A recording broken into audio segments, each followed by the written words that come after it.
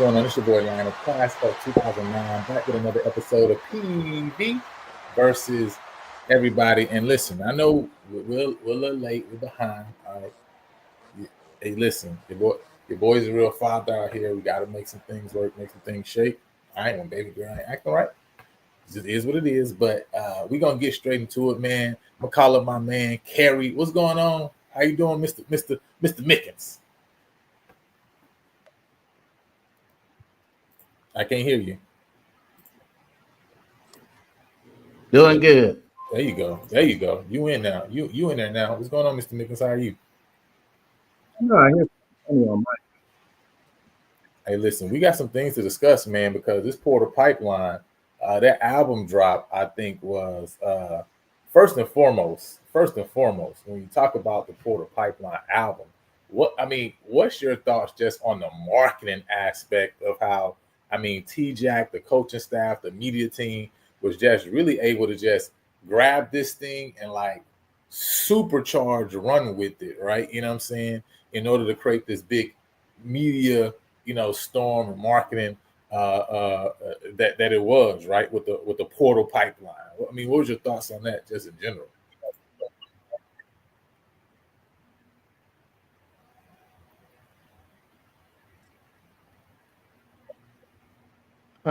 Something going on weird. I'm getting a delay. I'm trying to figure out what happened. Oh, Oh, was a delay on your end? yeah, I'm getting a delay on my end. Let me see what it is. Yeah. Well, why you figuring it out, man? I just share my thoughts, man. One, um, I just feel like when you talk about having a community, when you talk about building something, I think you got to listen to the people that are in your community. And I think that is exactly what you see that T Jack is willing to do. Already having a social media presence, right? Already being involved in recruiting online, but then listening to the people online and letting them, you know what I'm saying, and allowing them, right, to kind of tell you and guide you exactly where you need to go, right, and what's going to get them hyped, what's going to get them involved. And I just feel like everything I'm seeing with this program right now is people that's willing to listen, willing to hear, willing to take into account what people who are excited about the program, who support the program, are looking for, right? And I feel like that's what you saw in the culmination of this portal pipeline, right? You know what I'm saying? Even in terms of the features, right? We talked about Coach Early coming on a couple weeks ago, and we talked about these signees being features, and just to see how they took that and ran with it. I mean, I just think it's A1, right? And then obviously with T-Jack being T-Jack, with him continuing to drum up the media storm that he does and dropping on April 16th when the portal opened, the rules for how you deal with PV in terms of, this portal thing, obviously it just shook up the Twitter sphere. It shook up, what I'm saying, college ball, especially on the FCS level until you got article after article until it even reaches the Houston Chronicle. And so, you can see the marketing aspect of, PV football really, really getting out there and really seeking to, rebrand this product, in a way that it should be branded, right? You know what I'm saying? So I really just love what I'm seeing coming from the guys right now. You know what I'm saying? I love what obviously the PV media team, football media team is just killing it, man. They're absolutely killing it. Okay. You know what I'm saying? So I'm super excited about both of those individuals, man, and everything that they got going on, man. But first and foremost, man, yesterday, we talked about the swag head coaches rankings, and some people got in their feelings. I don't know why, right? Because I had T-Jack number 2. But listen, the PV, see, this is what I'm talking about. The PV football media page is on it. All right. So we dropped the swag head coach rankings on yesterday. On today, they dropped Coach Jackson accolades just to remind us that really I probably should redo my rankings and put my man T-Jack number 1. You feel me? You know what I'm saying? So you talk about 5 years, 40-12 record. You know what I'm saying? 2024 National AFCA Coach of the Year, 2-time conference champion. You know what I'm saying? 5-2 in the postseason. Was a national runner-up last year. 8 top 10 wins, 14 top 25 wins, 3 top 5 wins. Right on that resume. 3 top 10 finishes. I mean, when you just talk about, and then at the bottom, right, 41 all-conference players, 20 all-region players, and then 16 NFL players. I mean, the resume just speaks for itself as far as why you should trust this guy, to be the one leading your program, right? You know what I'm saying? And Mr. K, I almost went and switched my rankings back up. I ain't gonna lie. I almost changed the ranking. G Boom said you need to get about that Starlink too. I'm back now. Yeah, let's blame Tesla. Hey, listen, gotta get out that Starlink, man. But listen, Coach, this is a serious resume, right? And I've even seen, some alum who, almost, this is no shot to any of the coaches that have come through in the past, right? We've seen many of them come through and do some good things, right? You know what I'm saying, for PV. But the reality is this, man. Since the turn of, I call it the century, right? Since we've really put resources into this football thing, talking about getting scholarships back, we have not had a coach with this type of resume ever lead this program, right? You know what I'm saying? Like this is not the same as some of the other coaching hires that we've had come through here. As the accolades that they have are the accolades that they have, right? You know what I'm saying? What they did is what they did. But we've never had a coach come in to take over this program that has what T-Jack has in his bag and in his past, right? And so when you talking about alum being excited, right, and really riding for a coach, this is the type of resume you should ride for. I mean, am I seeing something off? You know what I'm saying, Kerry? Well, you're seeing one thing wrong. Every assistant he has a championship medal behind him. Well, you're right. I have mentioned that in the past when we talk about a symbol. You know what I'm saying? We talked about a symbol in the past, this coaching staff that they got together. I've never seen a coaching staff where every assistant has a championship at some level, right? You know what I'm saying? I've never seen that before, right? Multiple with championships on a college level and multiple with multiple championships, right? You know what I'm saying? So it not only is his resume legit, Elvin, but listen, his resume legit, the OC resume legit, the DC resume legit, the DB coach resume legit, the offensive line coach resume legit, right? I mean, you just got legit on top of legit all up and down his coaching staff, man, to where listen, if you ain't trusting yet when you saw the staff, if you ain't trust when you heard what he said, if you ain't trust when you saw him assemble the staff, if you ain't trust when you saw the first recruiting cycle with just a handful of days in what they signed in February, if you don't trust now with what you're seeing going on with this portal pipeline, then will you ever believe is the question. You know what I'm saying? That's the key. Yeah. And the portal pipeline is not just being built by Coach T-Jack. There's players going out and getting other players. So they're seeing something that we're not seeing because I haven't seen that before.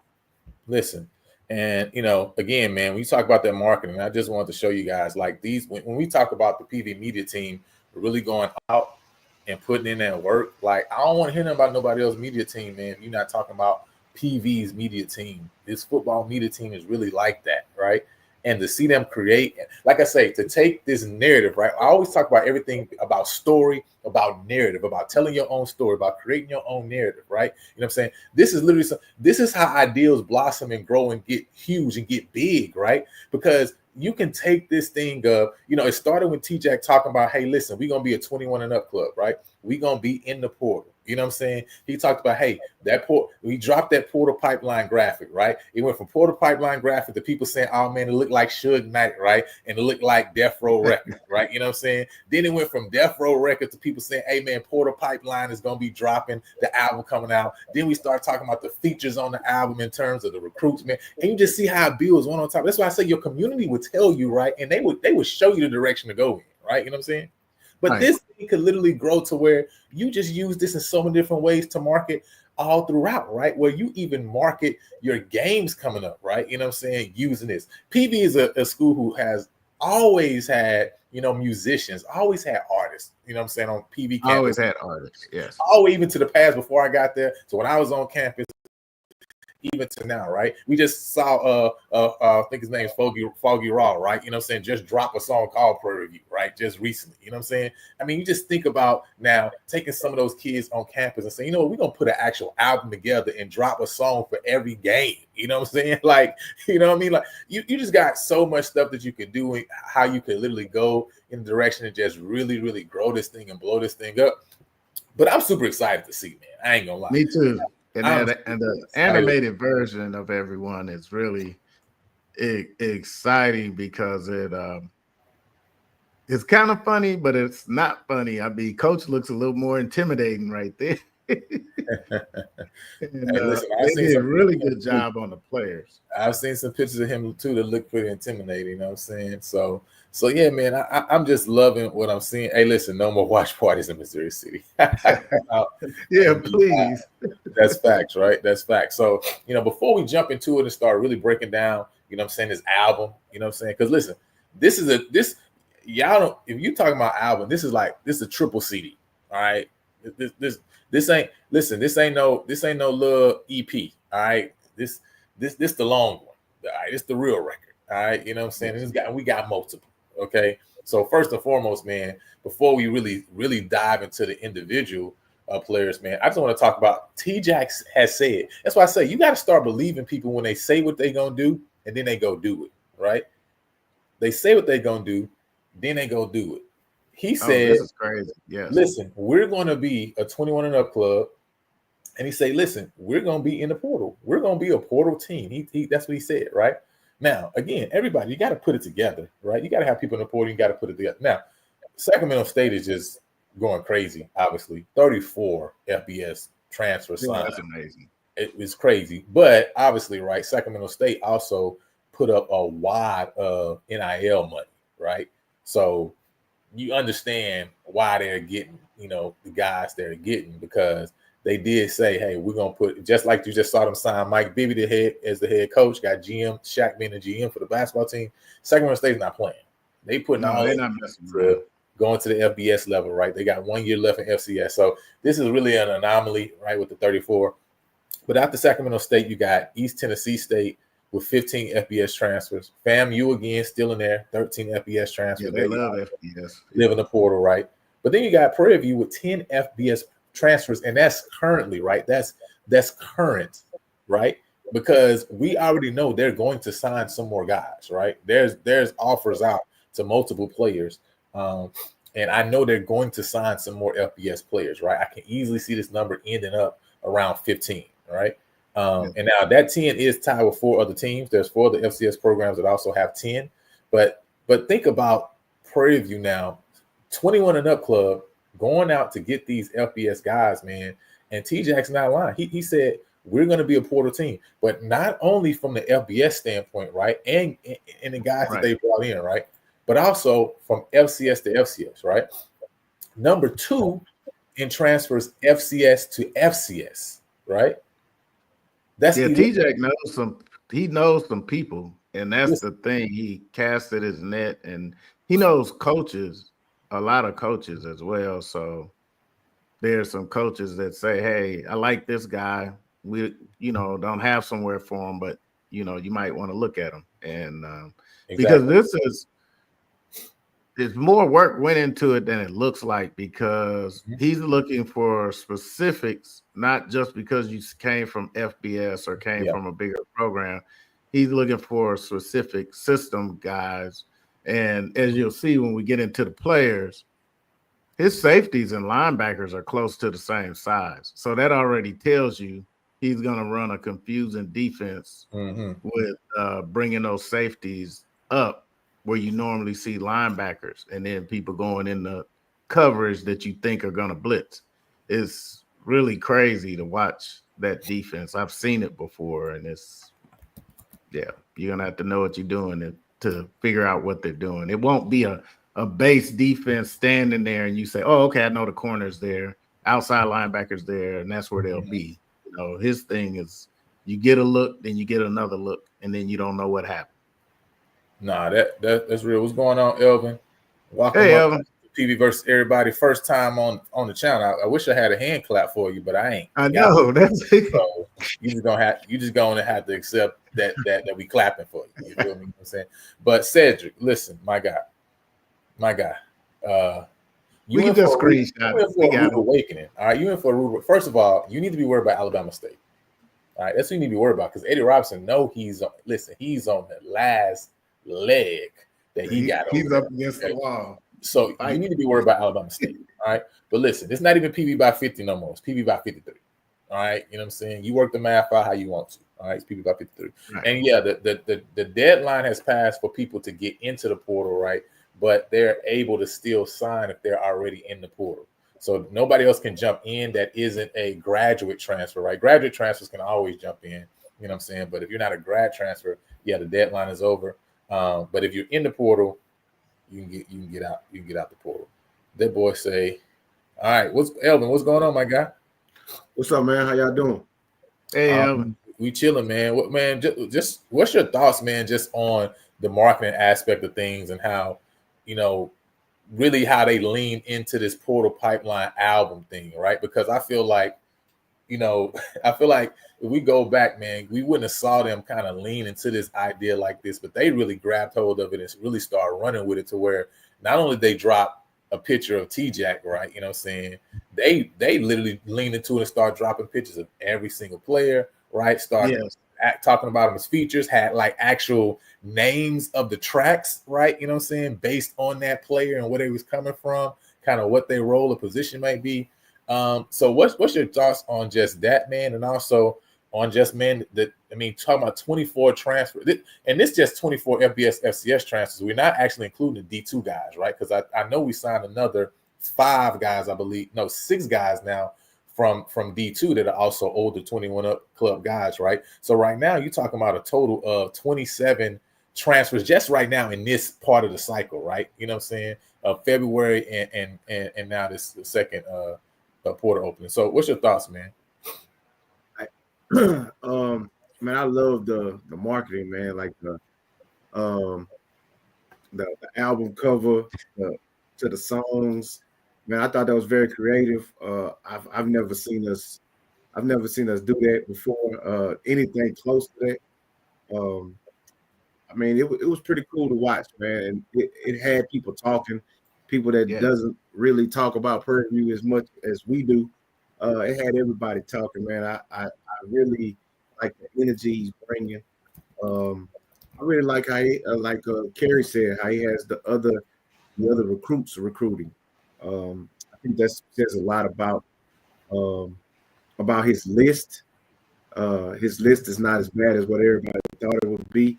Right. I can say I was a little taken back at first when I first read it, but I mean, I thought he was spitting facts. I mean, you know what I'm saying? You don't have time. If you in April, I mean, you don't have time for all that. You know what I'm saying? So I kind of understood what he was doing, what he was going through. What he was doing and what he was trying to say. But the tracks, the marketing, the idea of it being an album, I thought it was very creative. Kudos to the coaching staff, man. I really do like the energy that they're bringing. Yeah, and Brandon Lee is correcting us in the comments, right? And I just went back and counted. You're right. Right now, we're actually at 13 FBS transfers and FCS transfers. We're up now to 13 as well. No, 14 FCS transfers, right? So because there's a couple guys that have committed recently that actually wasn't included in that. That I just considered. Yep. The UTEP kicker, Kansas State wide receiver that we're going to talk about. Then we got the Memphis that puts us at 13 FBS transfers. And then there's a couple other guys we're going to talk about, you know what I'm saying, from Princeton, you know what I'm saying, picked up another guy. Yeah. Picked up another guy too as well recently. They just signed. I'm hearing some feedback. LB, you got to turn your back around. Lisa Campbell, They we got no feedback. Go ahead. Oh, my bad. Turn your background down. There you go. There you go. Yeah. So yeah, man. So CSHSU is up for the challenge. Hope to see you guys. And man, listen, you got if you don't know what a game we played at, you're gonna be somewhere that listen, He's paying attention, right? You're gonna be pulling up. He's not paying attention, Kerry. This guy's obviously not paying attention. You know what I'm saying? So, but it's okay. I'm a coach at heart, right? You know what I'm saying? So I just make you run the play over, you know what I'm saying, until you get it. You feel me? You know what I'm saying? So I'm gonna ask you to just post your comment again, post it correctly, right? You know what I'm saying? I pull it up on the screen. You know what I'm saying? So we can be together. We got to be together because I want to make sure you there for what's gonna happen to y'all. You know what I'm saying? That's if y'all take care of Alabama State. But listen, let's get into it, man. Let's get into it, right? Again, talking about these FBS, FCS transfers. You know what I'm saying? But now let's actually get into this portal pipeline, man, and talk about some of these guys that'll come over. And the first guy, man, is Aljawan Sparks, man, defensive lineman from Valdosta State. The guy who actually took you know what I'm saying, he actually took a visit, you know what I'm saying, a little bit early on before and actually committed before the actual transfer portal, the new transfer portal on the 16th opened up, right? But man, this is a big guy, 6'4", 347 pounds, man. 6'4", all of the middle. Now, he originally, went to the University of Alabama in 2020 and 2021, you know what I'm saying, before he actually moved over to Valdosta State, right?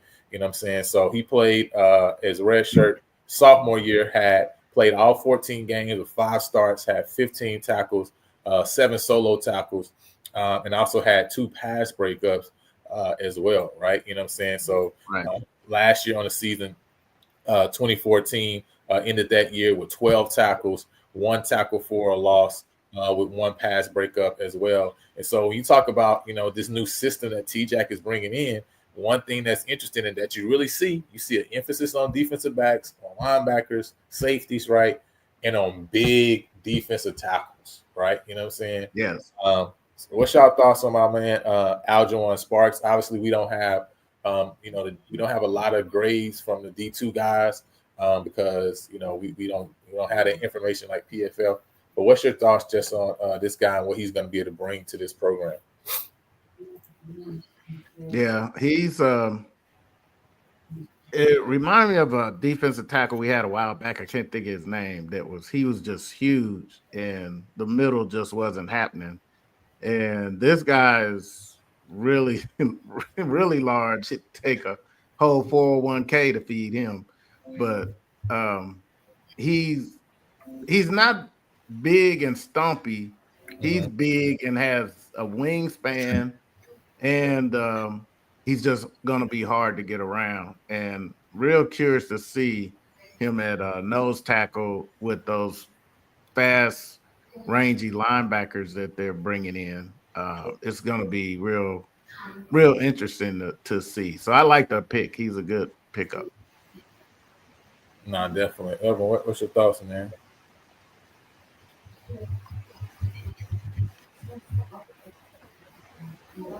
Evan, you got us? You hear us? Yeah, I like. Is it Elijah or Aljawan? Which one is? That's a great question. I had him at Aljawan, but maybe it is Elijah. That's a good point. That's probably accurate. It's a delight. Yeah, I think Elijah. But I like his size. Reminds me like a Vince Wilfork type player. Just eating up the zero, eating up the center. It's gonna probably take 2 guys to block him, so I like that. The little film that I saw, he's quick. He's quick within the 5 to 10 yard range. Once you get outside of that, I don't know how much of an effect he's going to be. But for the defense that we run, he's pretty. He's a pretty good run stopper. Hopefully. Yeah. And I think that's the biggest thing, right? They're going after a lot of these big defensive tackles. I think they want to clog up that middle, right, and really cause other teams to have to, use two guys to take on blockers. So that gives a lot of room for the linebackers and these safeties to come in and clean a lot of stuff up, right? And I think that's, why, a guy like, Sterling was able to really pop off, right? Or Larry Elder, who played in Valdosta last year, All-American, because you got guys up front like that can take up a lot of space, you know what I'm saying? They can be space eaters, right? And then make it easy for you to come in and clean it up, right? You know what I'm saying? So now that's a really big thing. So, getting back into it. So next up, we got another guy who came over from Valdosta as well. This is Kennedy Parker. He was a linebacker from Valdosta. Coming over to join Coach Jackson. And so now that makes for three guys that actually came over from Valdosta State, which you knew he was going to bring a couple guys over, right? You just didn't know, how many. He's a 6'1", 200-pound linebacker, right? Senior. His junior year, he played 14 games with 10 starts, 40 tackles, right, with 23 solo stops, 6 tackles for a loss for 11 yards, and 1 sack for 2 yards, right? His 2024 season, he ended with 25 tackles with 3.5 tackles for a loss for 11 yards, had 1 sack for 6 yards, 1 forced fumble, and 1 QB hurry. So, the big thing that I like about what they've done in this quarter cycle period, though, right, is there's not a lot of guys who they brought in who don't have previous playing experience, right? There's some here and there, right? You know what I'm saying? But a lot of the guys have previous playing experience, and if they don't have offensive, defense per se experience, right? There are guys that have come over who also have played on, in special teams, right? You know what I'm saying? It seems like T-Jack has been big in that. Even when I looked at past guys they've had on the team, man, you see them have a lot of guys who played special teams before. You know what I'm saying? So what's y'all thoughts, man, on my guy, Kennedy Parker? I think he's definitely a guy who, one, knows the system, right? He's going to come in and be able to help other guys to get up to speed, right? And there's another body, right, that you'll be able to use in there. And I think he comes in with 2 years of eligibility left, if I'm not mistaken. Yeah, I think he has 2 years left, and he's one of those linebackers that I said, depending on how big the other linebackers he get, this person, because the film I saw, he was pretty quick, and he might even end up as one of those big safeties that we have because he's 6'1", 215. But you also could bring him to the line because, with the big defensive tackles they're going to have, the big meat eaters on the offensive line are going to be occupied. So he'll be quick enough to get past a running back trying to block him or a tight end trying to chip him. He looked pretty strong in that defense. And like you said, he'll be able to play fast because he knows the system. And even though he came from D2, he's still a fairly decent size linebacker, especially for the speed that he'll have. Yeah, and I think I said he was 200 pounds. It actually is listed at 6'1", 215 pounds, right? 15. So let me correct that, right? You know what I'm saying? But it's a lot of linebackers coming into this room, man, Elvin. I think when you talk about the linebacker and DB room, man, it's just like guys galore, right? You know what I'm saying? That was a big hit right there. You know what I'm saying? That Coach T-Jack got coming in though.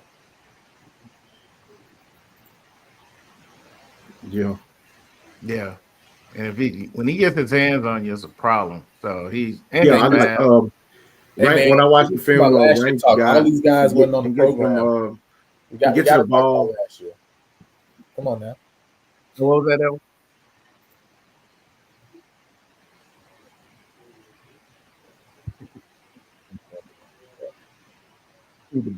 No, I was saying he could get to the ball. He didn't do a lot. I didn't see a lot of coverage from him, but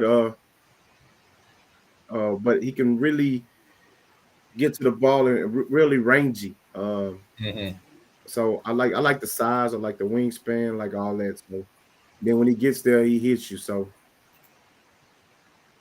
no, that's big, man. So next up, man, coming up to the stage, we got Tevin Carter. You know what I'm saying? He's coming over from, of course, Tennessee State. Now this is a guy who obviously is going to be coming in, and I think they're again, right? We got a QB competition going on, right? You got Lucas Coley in that room, you got Cam Peters in that room, right? We brought in Tyler Nelson in that room, right? You know what I'm saying? So, we got multiple bodies, right, that's there. And I think Tevin Carter is another guy you bring in that you say, hey, this is really probably the next guy up at Tennessee State, right? You know what I'm saying? He's coming in at 6'3", 230 pounds. Now, last year, he originally started off at the University of Memphis, right? He was a 4-star commit out of Memphis, Tennessee. Went to the University of Memphis. He spent his last 2 years at Tennessee State. So now he didn't do a lot through the air, right? Only two completions, 5 attempts, 14 yards, right? But he did do some work on the ground, right? 30 attempts, 127 yards, 5 touchdowns, right? You know what I'm saying? And so it looks like they used him a lot in some running packages, which one thing I see with just this offense and with all the quarterbacks is they definitely have got guys who can do both, who can do two things. You know what I'm saying? Like, you don't got guys who just gonna stand in the pocket with this here in the program right now, right? Everybody can use their legs. And from what it looks like, man, they're gonna use the quarterback, you know what I'm saying, in the run game. You know what I'm saying? And all the guys up and down this roster can use their legs. What do y'all think about Mr. Carter coming on over in the competition, man? He's gonna be able to bring and add to that QB room. Yeah, I think he's going to it'll be curious to see how he works in this system.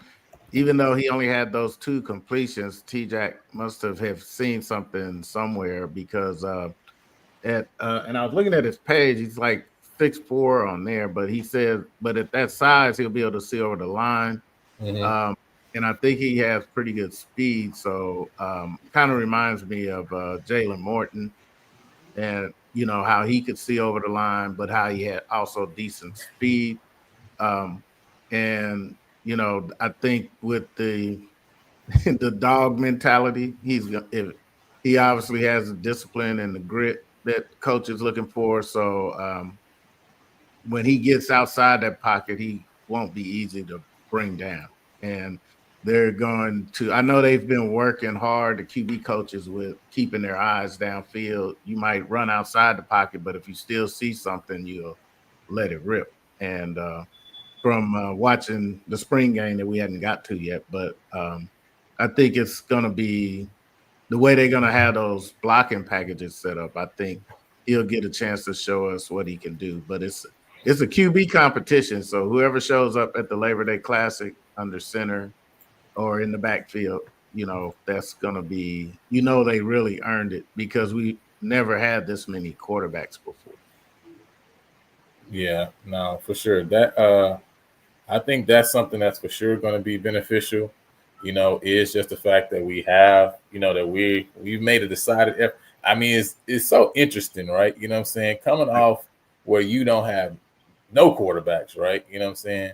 To where now, we're in a position where, man, we have 6 quarterbacks on this roster right now. Like, I mean, it's just so interesting, right? You know what I'm saying? To see kind of how, you got different mindset and different thought processes in regards to, what I'm saying, that QB room and how important and how it is, right? And I think everybody think it's important, right? But to see the emphasis, right, that Coach T-Jack is putting on that room, man, I think is really interesting. So when you look at before you go, Elvin, man, like when you look at Tevin Carter, his offensive rating last year was 74.7%, passing rating of 72, run rating efficiency grade of 67, Pro Football Focus.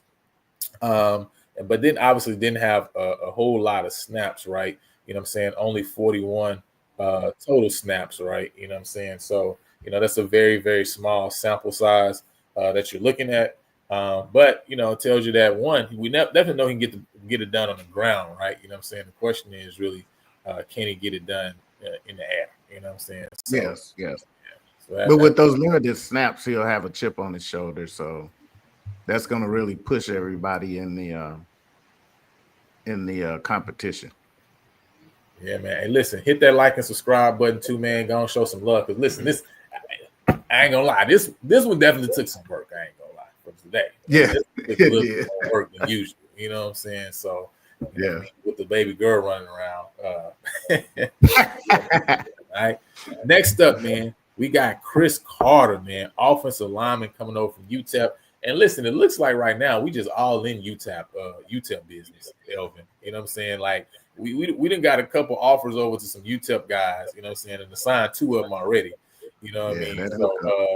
So this is a big guy coming over. I think Chris Carter's a 6'6" guy. Let me pull him up real quick. I thought he was like 6'6", 305 or something like that. Yeah, it looks like he got some really long reach too as well. Yeah. You know, and that's what TJ like. See him listed at 6'6", 290 on UTEP's page, right? You know what I'm saying? But yeah, man, this is a guy that's coming over from UTEP. You know, big, long, rangy guy, right? You know what I'm saying? That TJ really said he loves, right? Especially with them arms, right? You know what I'm saying? So I just think they're doing a lot to add to that offensive line room that I think is going to be really good, you know, and really add some competition, you know, to that room and really make sure that we have the best, right? That we got the best 5, right? You know what I'm saying? Starting, you know what I mean? So what y'all thoughts about Mr. Carter? I like it. I think he'll be good at tackle. So yeah, and he's rangy. Let's see if I can pull up. Okay. Oh, what was that, Elvin? I didn't hear you. One thing you can never have too much of is offense and defense alignment. One thing you can have, you can't have a defense alignment. So I like what he's doing in the trenches. I think that's where we took a step back last year.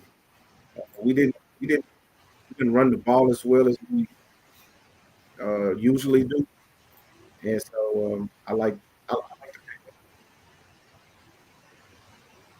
Yeah, and I like the depth that he's building as well because I think last year we were, you know, an injury or 2 away from taking a step back as well, and had a lot of youth as well. So I think now you still have the youth, but he's mixing it in with the 21 and up club. So and I like that he has the length to deal with the taller defensive ends that are out there these days. And at 290, he'll be quick enough that somebody with that quick step won't get around. Oh yeah, there he is. That quick step, they won't easily get around him because he, has a very quick flex to him. No, I think so for sure, man. We really added a couple different guys, I think, in this cycle. And I think Elvin makes the point, right? Like you need to get bodies, period. You know what I'm saying, in the offensive line room and in the defensive line room. And listen to T-Jack before he came over, that's one thing he talked about in general, right? He talked about making sure that the offensive line room is always stocked, right? And he talked about making sure that he has multiple guys in that offensive line room because he said, hey, that's the one room to where people always are going to be, giving you problems, right? You know what I'm saying? People always going to be, leaning on you, right? You know what I'm saying? And so they put in a lot of work.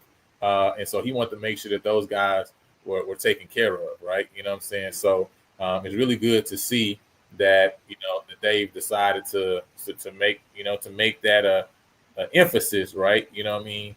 And to get some guys in who are going to be able to help the team out when you talk about the O line, right? Because obviously last year that's definitely early in the year, right? I think we will definitely say that it wasn't as gelled, right, as it needs to be.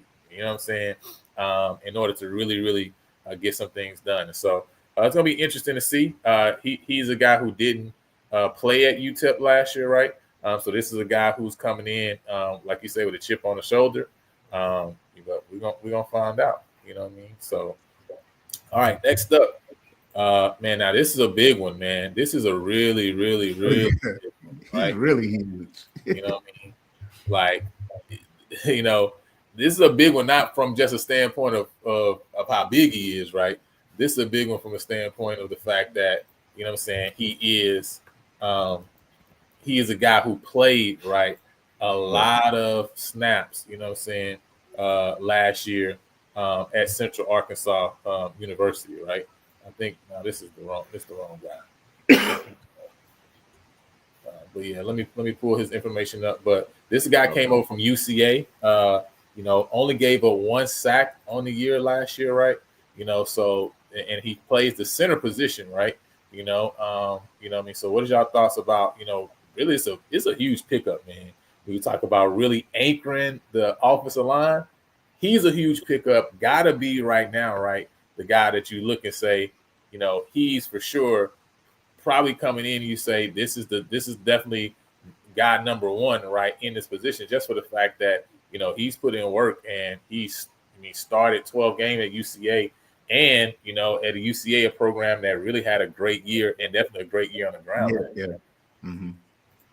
Yeah, I think this one was a good pickup because you got to be good at the center. They're the quarterback of the offensive line, and if that part isn't together, it throws everything off. Just like we already have a long snapper, and they picked one of them up too, I think yesterday. So you can never be too prepared for that interior of the offensive line, and somebody with that much experience, he'll really push that position. So that's going to be key. He has a lot of time at the snaps getting the ball to the quarterback, because not in recent years, but how many years have the snap to the quarterback cost us a game, or that missed block right up the middle cost us a game.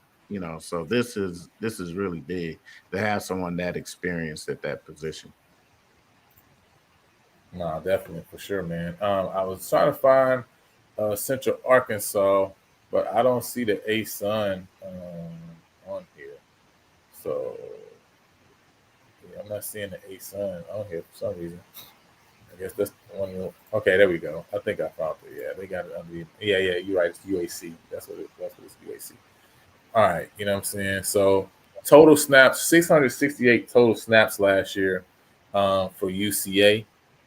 So definitely definitely a guy that's coming in with a lot of experience, right? That's really, really huge, right? When you say he took basically almost all of the snaps, right, at that position for a team that really did a lot of damage and a lot of work. You know what I'm saying, on last year. So that's big, man. All right, let's move forward. Next up, we got Mandel Eugene. You know what I'm saying? Tell him, Brandon. Let him know. Let him know. You know what I'm saying? You ain't just talking. You know what I'm saying? You was one of the ones. Let him know. You know what I'm saying? And contributed. Brandon was good. You know what I'm saying? Let him know. Let him know what it is. You know what I mean? And it's PV versus everybody. It's PV versus everybody. So now Mandel Eugene, this is a linebacker that's coming over from Tulane, right? You know what I'm saying? So he's a guy who's going to be joining that linebacker room. I believe he came. Yeah, he's from LaPlace, Louisiana, and so he came over in 2021. You know what I'm saying? He was originally a 2-star recruit. I'm sorry, a 3-star recruit by 247 Sports before he, before he got to Tulane. Last year he played minimally, had 5 tackles on the season, right? So nothing crazy. But again, right, when you talk about adding a guy to the room that's an older guy, right? You know what I'm saying? Who's coming in, is going to have, I believe, 2 years of eligibility left, right? This again is another guy that can add to your room. It's another guy who's seen a lot, right? Being at that level, right, at Tulane, you know what I'm saying? Getting a chance to work with, and see that level of football, to be able to bring him in now and give him an opportunity, you know what I'm saying, to play on the FCS level. I think sometimes those are the guys that can also pop off, right? Because they just been really waiting to get a chance to get on the field. So what's your thoughts about Eugene, man, and what he can add to that linebacker core? Yeah, once again, more depth. It's going to be a very active defense, so we're going to need plenty of people in linebacker and defensive back. So I think it's a really good pickup. And coming from Tulane, he'll be used to this heat that they're going to get at the Labor Day Classic. No air circulates at the at the Big Orange Stadium. So that's going to be a really hot game.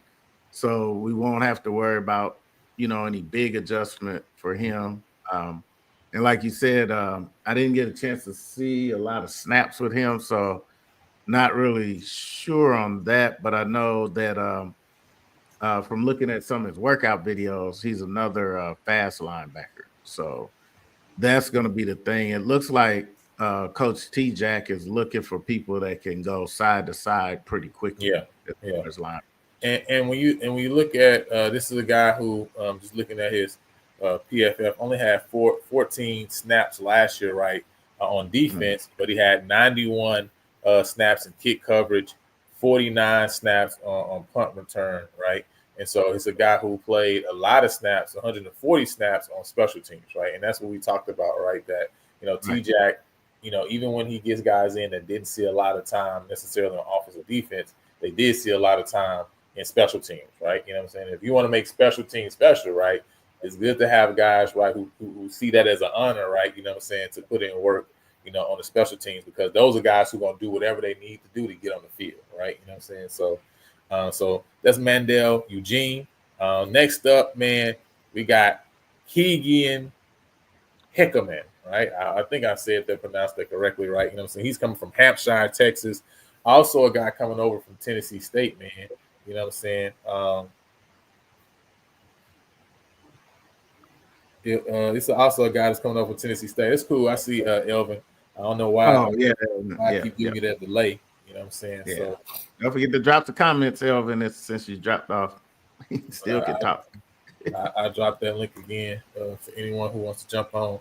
But Keegan Hickerman, man, coming over from Tennessee State. Now that room with the linebacker, with the tight ends, right? It's growing. It's growing and growing, and it looks completely different. You know what I'm saying, than it did before. It looks like they're putting a lot of emphasis, on that room. Now Hickerman spent some time at UTEP, right, prior to coming over to Tennessee State, right? Right. He was at New Mexico State originally, then went over to UTEP. He's listed at 6'1", 220 pounds, tight end. And he's coming over, from Tennessee State. So, what's your thoughts on Hickerman and what he can add to this tight end room? That, man, it's got bigger, looks like it's got faster, man. So I'm actually really interested to see kind of the tight ends, especially being used in the pass game this year, because last year we didn't see him a lot in that role, right? But I think we're going to see him a lot more in the pass game this year. Right, and see, it's funny on his picture. They got him sitting there looking all cool, but looking at the film on him, he's not cool at all. This guy is very active, and it looks like he's a person that's willing to help wherever you tell him to help, because he took snaps on defense. So I wouldn't be surprised to see him either on one side or both sides. It just depends. And man, as a tight end, when they want to run that heavy side, he really loves to do bad things to linebackers. So it's going to be interesting to see. And he also could catch, so don't get that wrong. And he's very gritty in the passing game. He's not going to be somebody that just reaches hand up for the ball, and if it don't hit him exact, he's not going to try to catch it. I don't know where that clip was, but I say it's a clip where he don't mind catching in traffic. So this is a physical guy, and I think it's, even if the tight end got super full, the tight end room, they would put him. This is a guy you don't want not on the field somewhere. Right. Now it's it looks like last year he definitely has a high grade when it comes to pass blocking as well. So you definitely gonna see him in that. We talked about that 12, 13 personnel. You know what I'm saying? I can definitely see him being used a lot that way as well. But again, all these guys that they bringing in seem to be a lot more sure-handed than we've seen previously, right? You know what I'm saying? And so I also think a lot of these tight ends are going to be used in the pass game as well. B Bell, you know what I'm saying, got Prairie View Football Alumni Association. You Hey, know, Look at you know it. man, JSU, they listen, they crawling like roaches in the trap, man. I think they smell some, you know what I'm saying, a brewing, you know what I'm saying? where your buddy Timona tonight? She You Hey, know what I'm look. saying? I think they smell some brewing. They listen. Look, I ain't gonna do them too bad. I think everybody they see what we got going on. I think everybody kind of fear. We got our footing under, so it's new to a lot of people. So they a lot of people scared of what we can be. That they won't say it, but a lot of people scared of what we can be because we've been knocking on the door for a while now.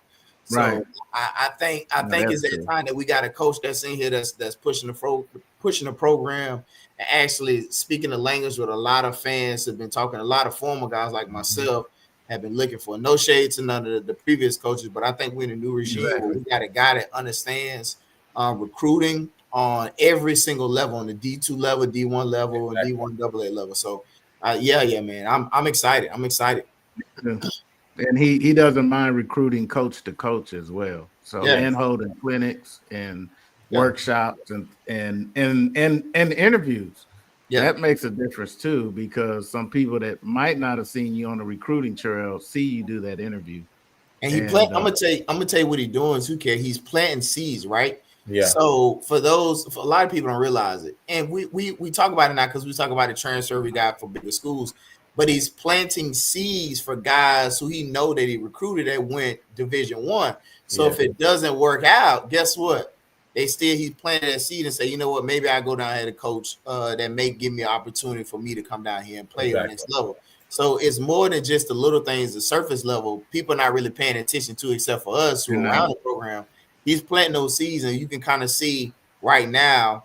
A lot of these kids are pretty much they buying into the system early, because for him to tell you exactly what you're gonna get, you know, out the gate, which I had a chance to talk to him and see what he's bringing in.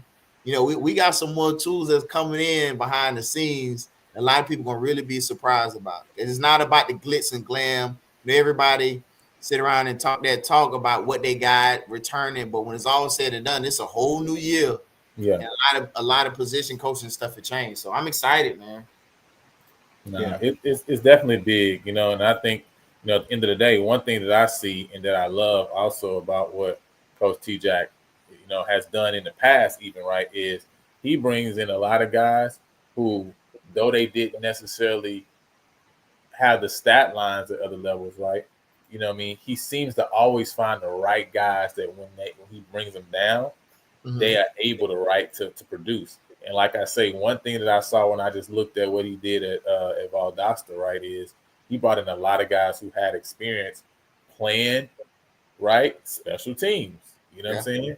People don't, I mean, and I'm like, man, like it must be some secret to that sauce. And this is another guy right here, right, that really is a guy who, coming out of high school, right, will put up some numbers. Went to the University of Oregon, right? So obviously has to be a guy, right? You know what I'm saying? If he's going to the University of Oregon, but didn't in the first 2 years at Oregon, right?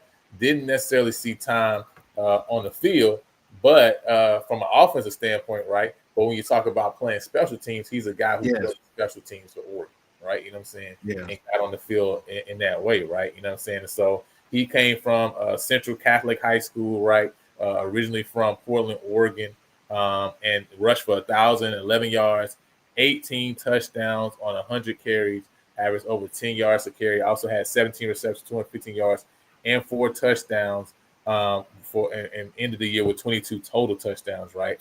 You know what I'm saying? So as a senior. And so this is a guy who, you know, obviously went up to Oregon, was there 2 years, only played special teams, right, on last year. But now comes down as a running back, having a chance to fit in that running back room, right, and to really be able to get on the field and put in some work. He's a guy who's 5'9", 200 pounds, right? So, you know, this is a guy, again, we talk about guys who are older guys who have already been in a weightlifting program on the college level, already have put on weight, right?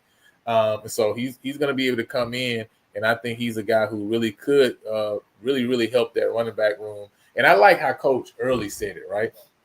Coach Early was on. He said, "Listen, we're trying to elevate the floor." And I really think that's what they're doing across the board. They are really elevating the floor, right? I mean, Right. they're literally every room is like you're literally seeing the floor go up like this to where, man, it's like, listen, that battle in the fall gonna be crazy everywhere across the board to see who's gonna get on the field. You know what I'm saying? Because all these guys can play, man. So what's your thoughts on Ellis Bynum? You know what I'm saying?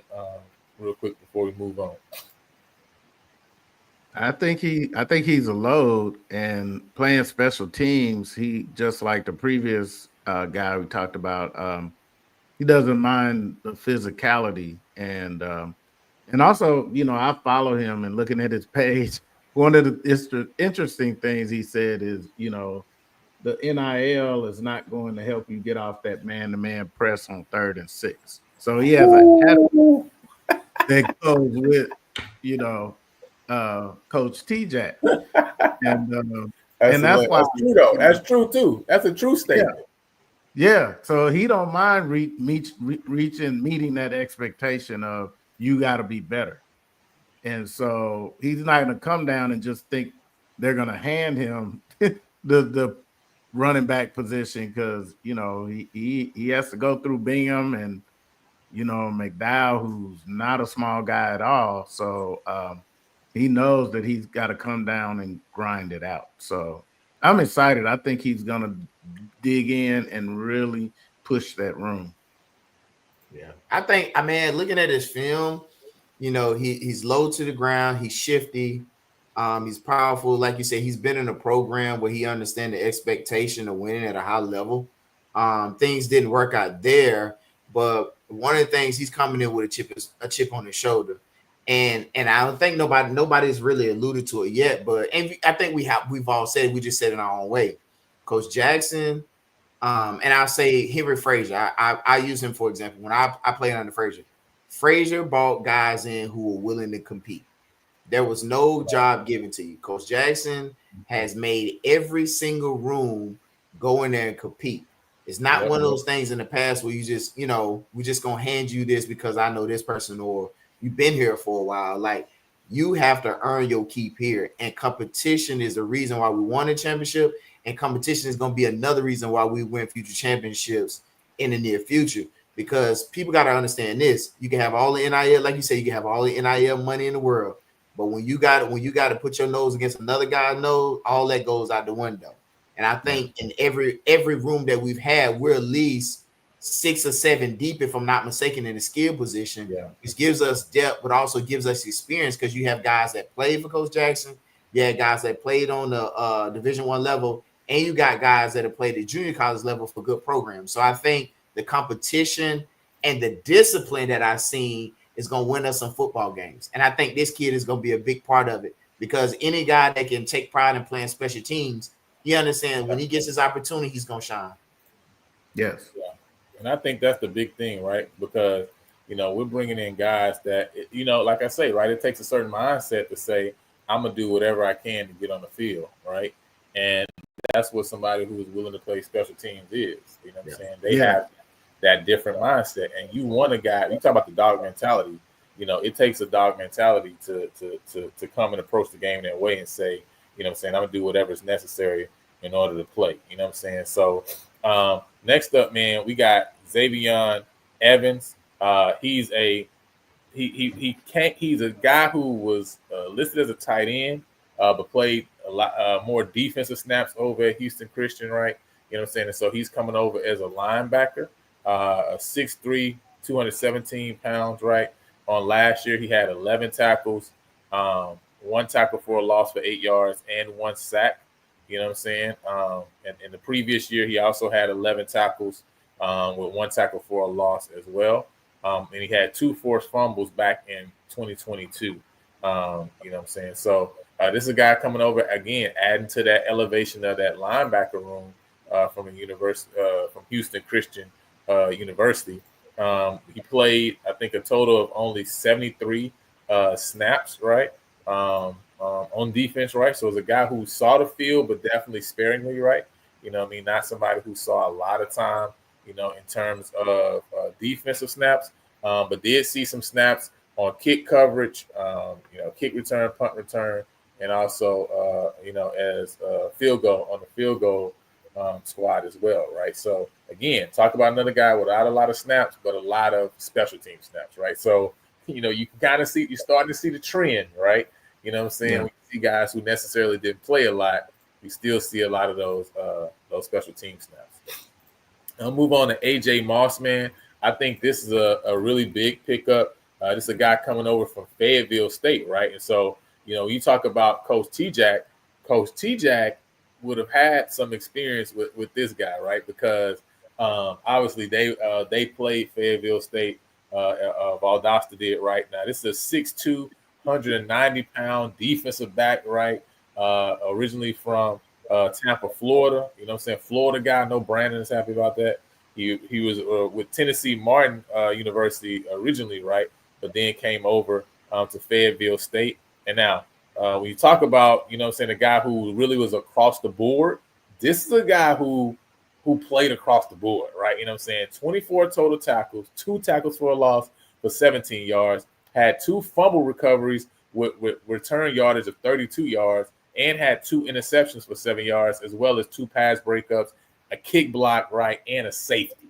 So when you talk about somebody who was all over the field, for Fayetteville State last year, it was AJ Moss, right? Literally every category the man touched, right? And you see, right, when you look at that DB room, man, not only do we got a DB coach that's won 10 championships, not only do we got a DB coach, right, who done put 8 guys, right, in the NFL, we also got DBs now that are fitting the mold of DBs that you want to see, right, standing across from some of these receivers. When you talk about 6'2", 6'3" guys right now in this room that they're bringing in, and this is one of the guys that they've got into this room, man. And like Elvin say, long, rangy DB, man. Yes, he is rangy. Yeah. So what's Brandon, man? You a guy who had to deal with, some DBs, man. You know what I mean? Talk a little bit about this guy, what you think he might have in that room there. Because that room is deep. That DB room is oh, it's serious. I think what they're doing is if you look at our DBs of the past, right? And we've had some good DBs that I played against. We had some big DBs as well. But now we're in that range where we get those guys that can put some hands on at the line. And one of the things receivers hate, we hate physical DBs, physical strong DBs, because now you got to fight with him not just one-on-one, but you got to fight with him the whole game. And a lot of times if they get their hands on you early in the game, whether that's jam you at the line or you got to fight with them, you stop blocking, that's a long night for a wide receiver. Especially for me being smaller. But if I'm going against a guy like this, I'm trying to create as much space as I can to not fight with him at the line, because if he get his hands on you, if a DB like that, this kid, he get his hands on you, it's gonna be a long night along with the other DBs. Because if you look at the DB room now, we pretty much averaging 6 foot or better, if I'm not mistaken. Yeah, they are. So I think that's gonna fit good with the scheme and with the number of guys that we have. Is giving us depth. Number one, we got experience. Number two, is giving us depth, and it won't be a drop off if we have to sub when guys get tired, based upon the defense that we play. But I think, man, I think this kid is gonna be able to come in and compete just like everybody else. That's the theme right now. But to come in and compete, and with him being as big as he is and experience, and it seems like he has a nose for the ball. Because in the last couple of years, we didn't really have any DBs, in my opinion, that would turn their head around and look for the ball.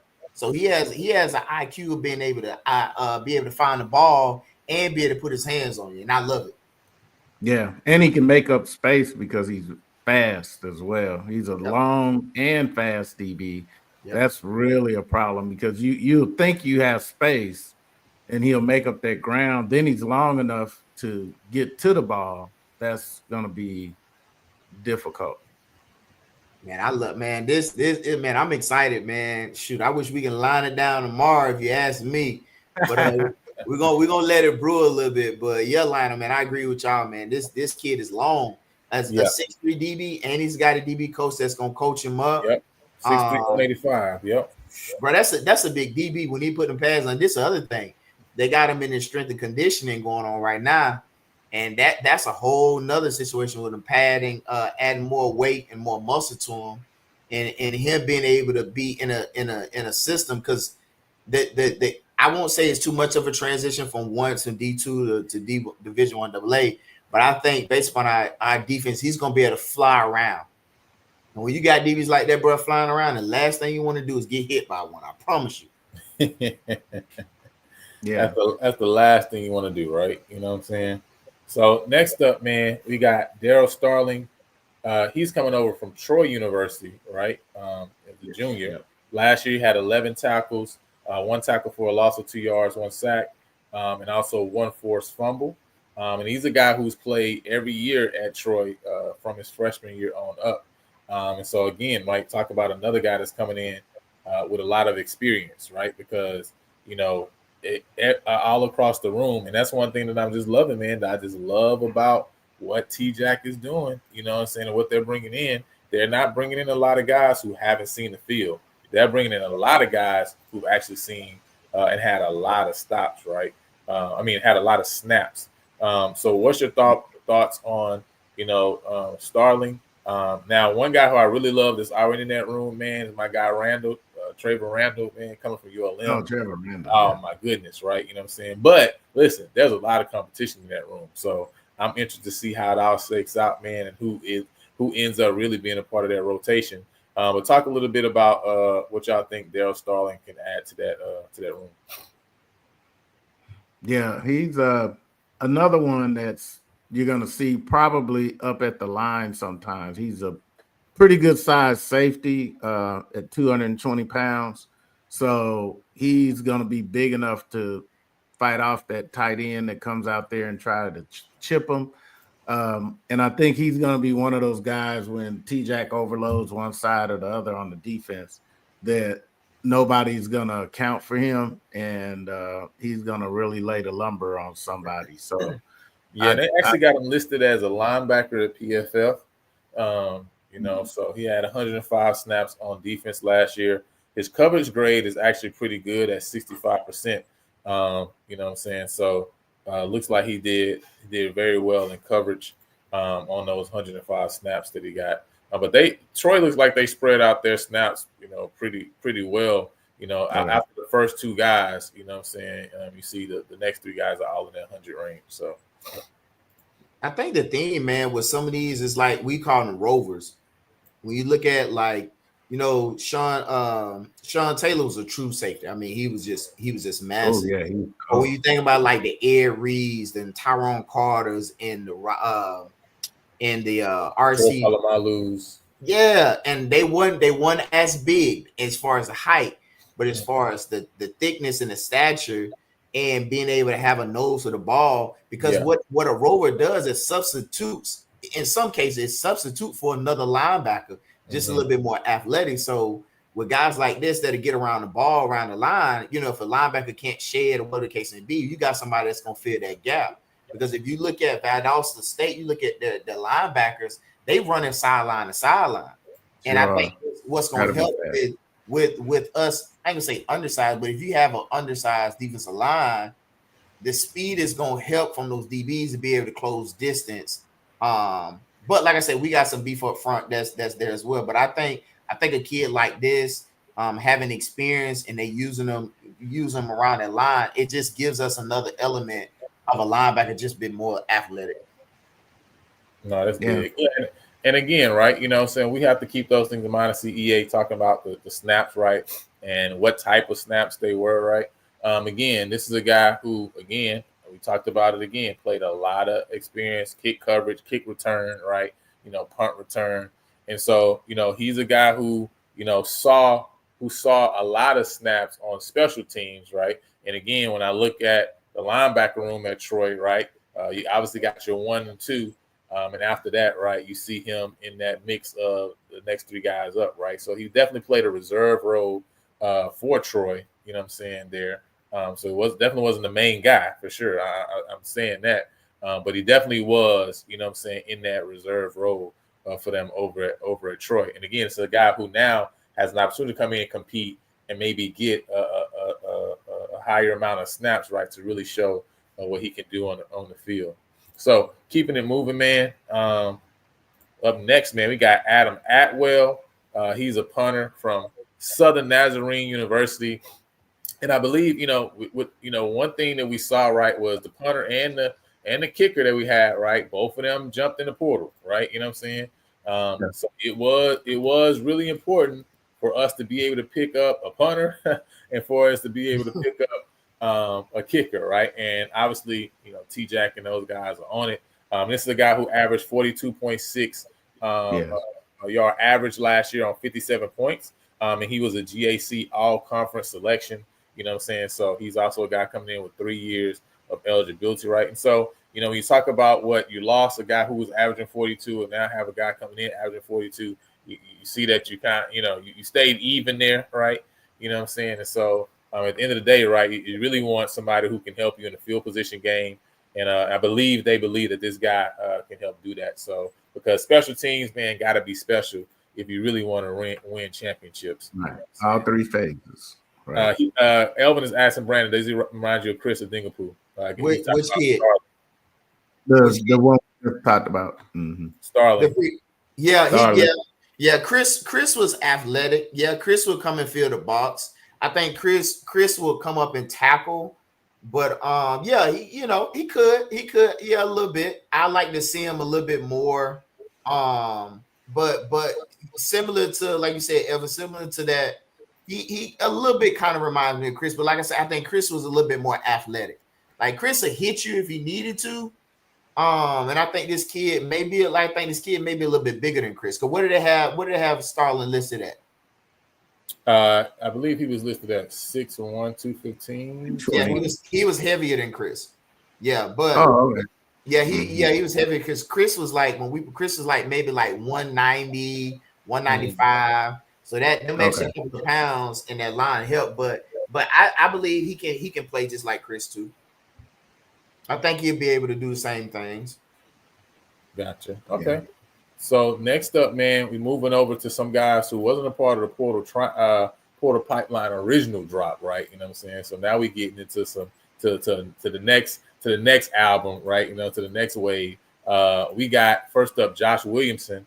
This is a defensive back that's coming over from Murray State. Actually, he's 6'2". So again, we talking about these bigger DBs that we bringing in. 6'2", 175 pounds, right? Coming over from Murray State. You know what I'm saying? So what's y'all thoughts on Josh Williamson coming over? Man, I didn't get to see. Yep. I didn't get to see them last year, but they play some tough out of conference games. So he's probably a hardened player. I'd like to see more on him, but I think this was a really good pickup. Florida guy, so he's gonna have some speed. So we're gonna definitely be watching to see how he develops. But once again, making that room even deeper. Yeah, he had 217 snaps last year. You know what I'm saying? So this is definitely a guy who had a lot of played a lot last year. As a out wide at cornerback, 187 snaps out wide at cornerback. So he's definitely a guy who's playing on the outside, and definitely a guy who saw the field, right? And so that's a good thing, right? Another guy who saw the field a lot, because that's what you're looking for, right? You're looking for guys who are going to come in with that experience, right, to add experience to the room. Looking at his stats from last year, he had 26 total tackles, 1.5 tackle for loss for 6 yards, and also had 2 pass breakups, right? So again, talking about from a wide, corner DB position, right, with 26 tackles and tackle for a loss, a tackle and a half for a loss.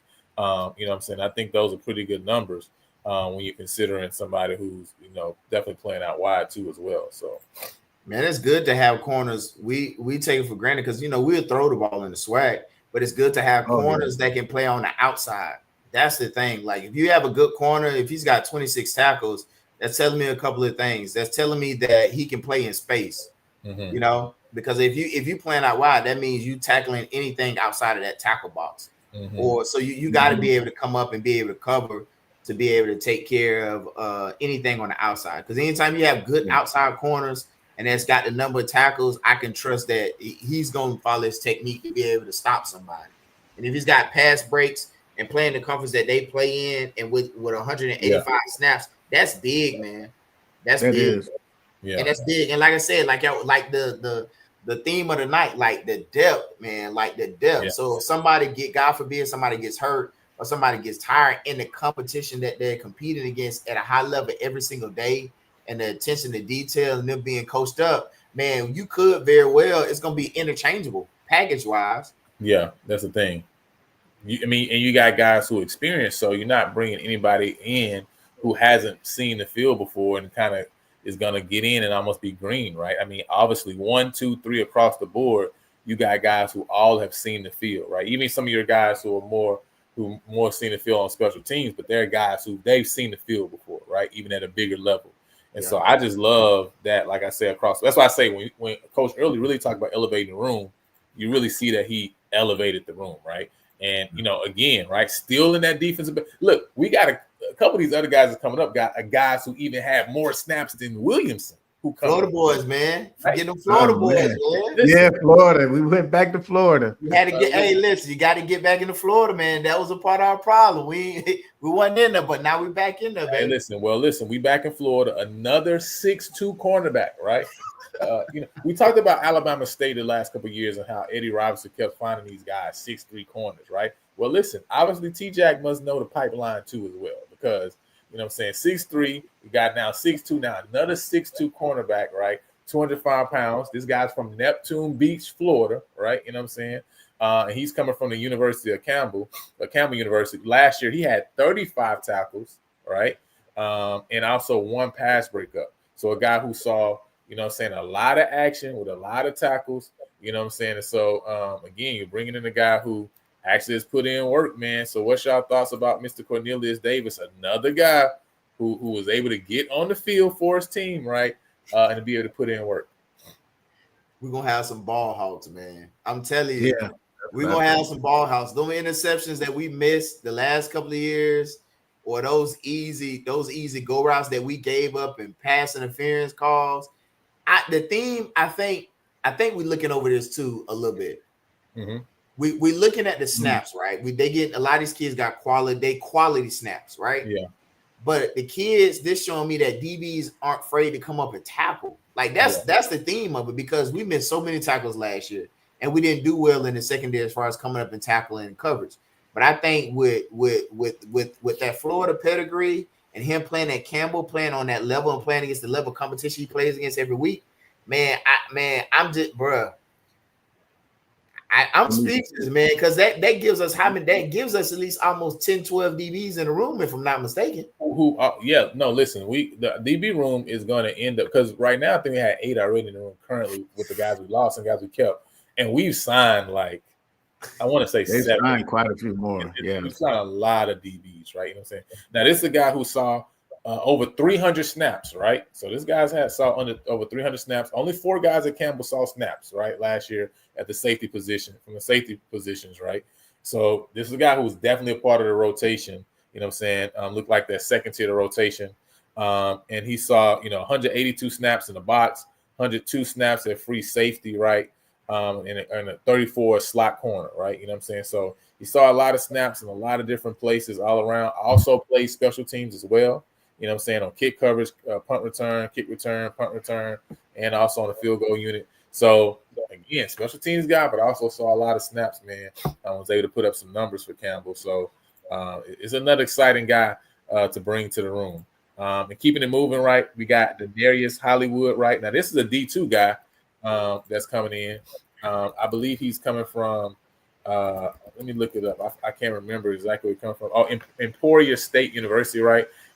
Which they won 2 national titles, you know what I'm saying, while he was there, right? You know what I'm saying, 2021, 2022. Sorry, he won 2 national titles when he was in Division III at the College of DuPage, right?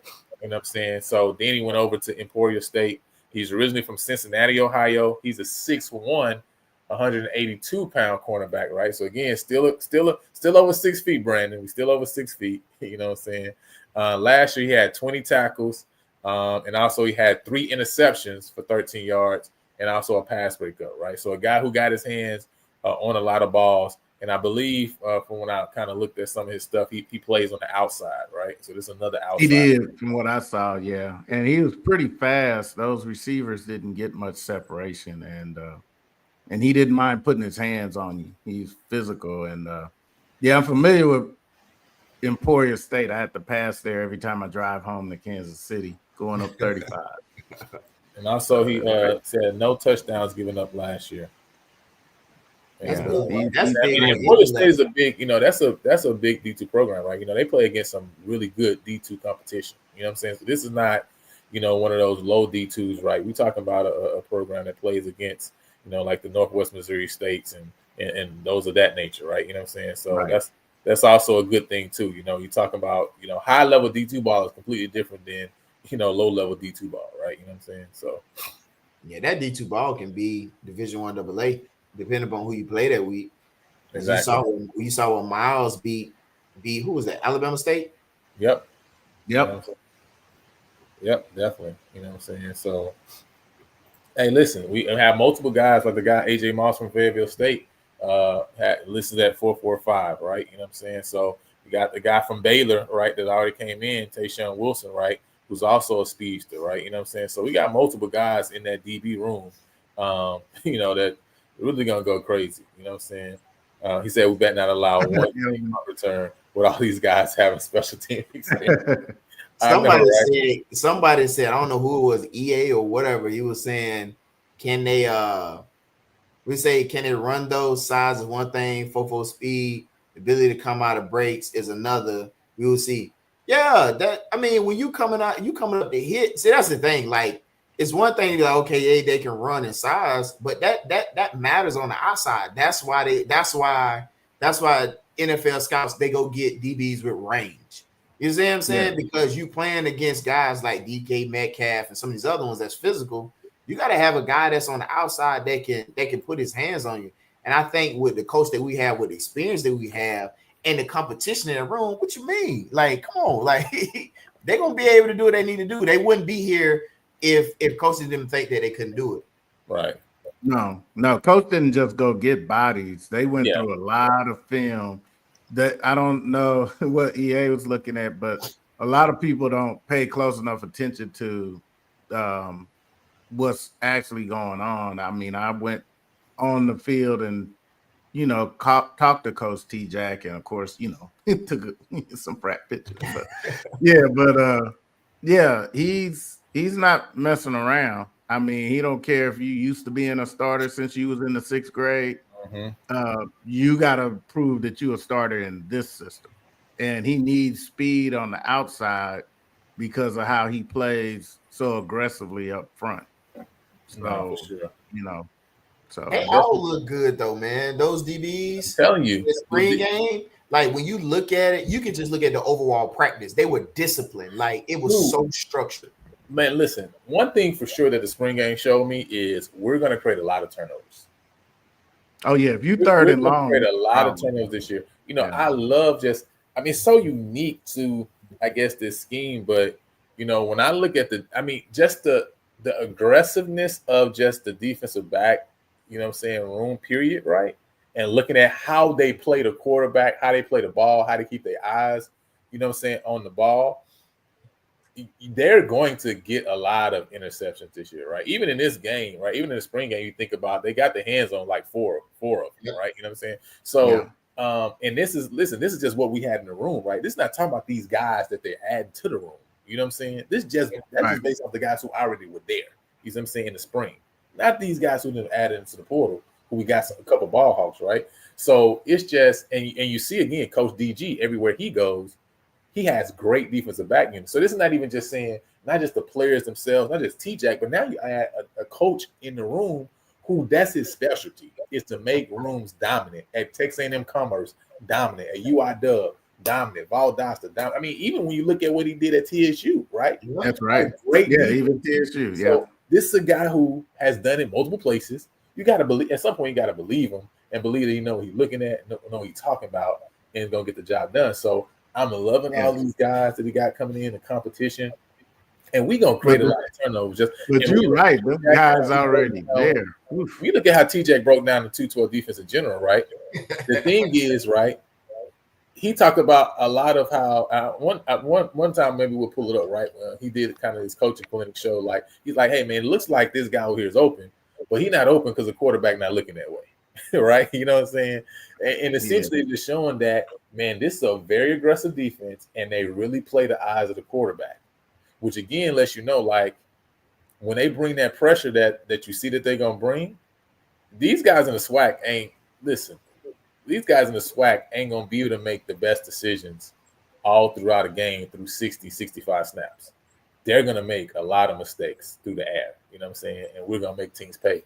But listen, let's keep it going, right? Because we're not even done yet, right? You know what I'm saying? We talk about how – and listen, like G-Boom say, first of all, hit that like button, hit that thumbs up, because listen, this one did take a little bit of work. I ain't going to lie. So don't, man, if you can subscribe, show some love, subscribe to the channel. We're trying to hit that 800 you know what I'm saying, subscriber point, you know what I'm saying? You want to show a little bit more love, like hit up the Cash App, you know what I'm saying? Like just show some love, because listen, we put in some work, all right? So now Peyton Talley, I love this one, right? Shows the diversity, you know what I'm saying, of this room, right, and of this unit. He's coming over from Princeton. Princeton plays some football, man. I watched them play. Who was it? Yeah. Was it Yale? They always play Yale. Yeah. Yep. Bruh, Princeton, I think they won the championship, if I'm not mistaken. Ivy League championship. I may be wrong, but I watched them play, man. Princeton, we think one thing, but bruh, when I say they were flying around, bruh, and look at him. That's what I'm saying. Like, you can, it's not, man, look, how big is this kid? He looked like he got to be at least 6'2". Yeah, 6'1", 205. Let's say 6'1", 205. Yeah, and he, you know, and this is another guy that probably is like you talked about those Rovers, right? He had 49 tackles last year, a tackle and a half, a loss for 4 yards, a half a sack for 2 yards. Also had an interception, a 6-yard return, and 2 pass breakups, right? So you talk about another guy who's all over the field and playing again. Ivy League ball is a high level FCS ball, right? Yes.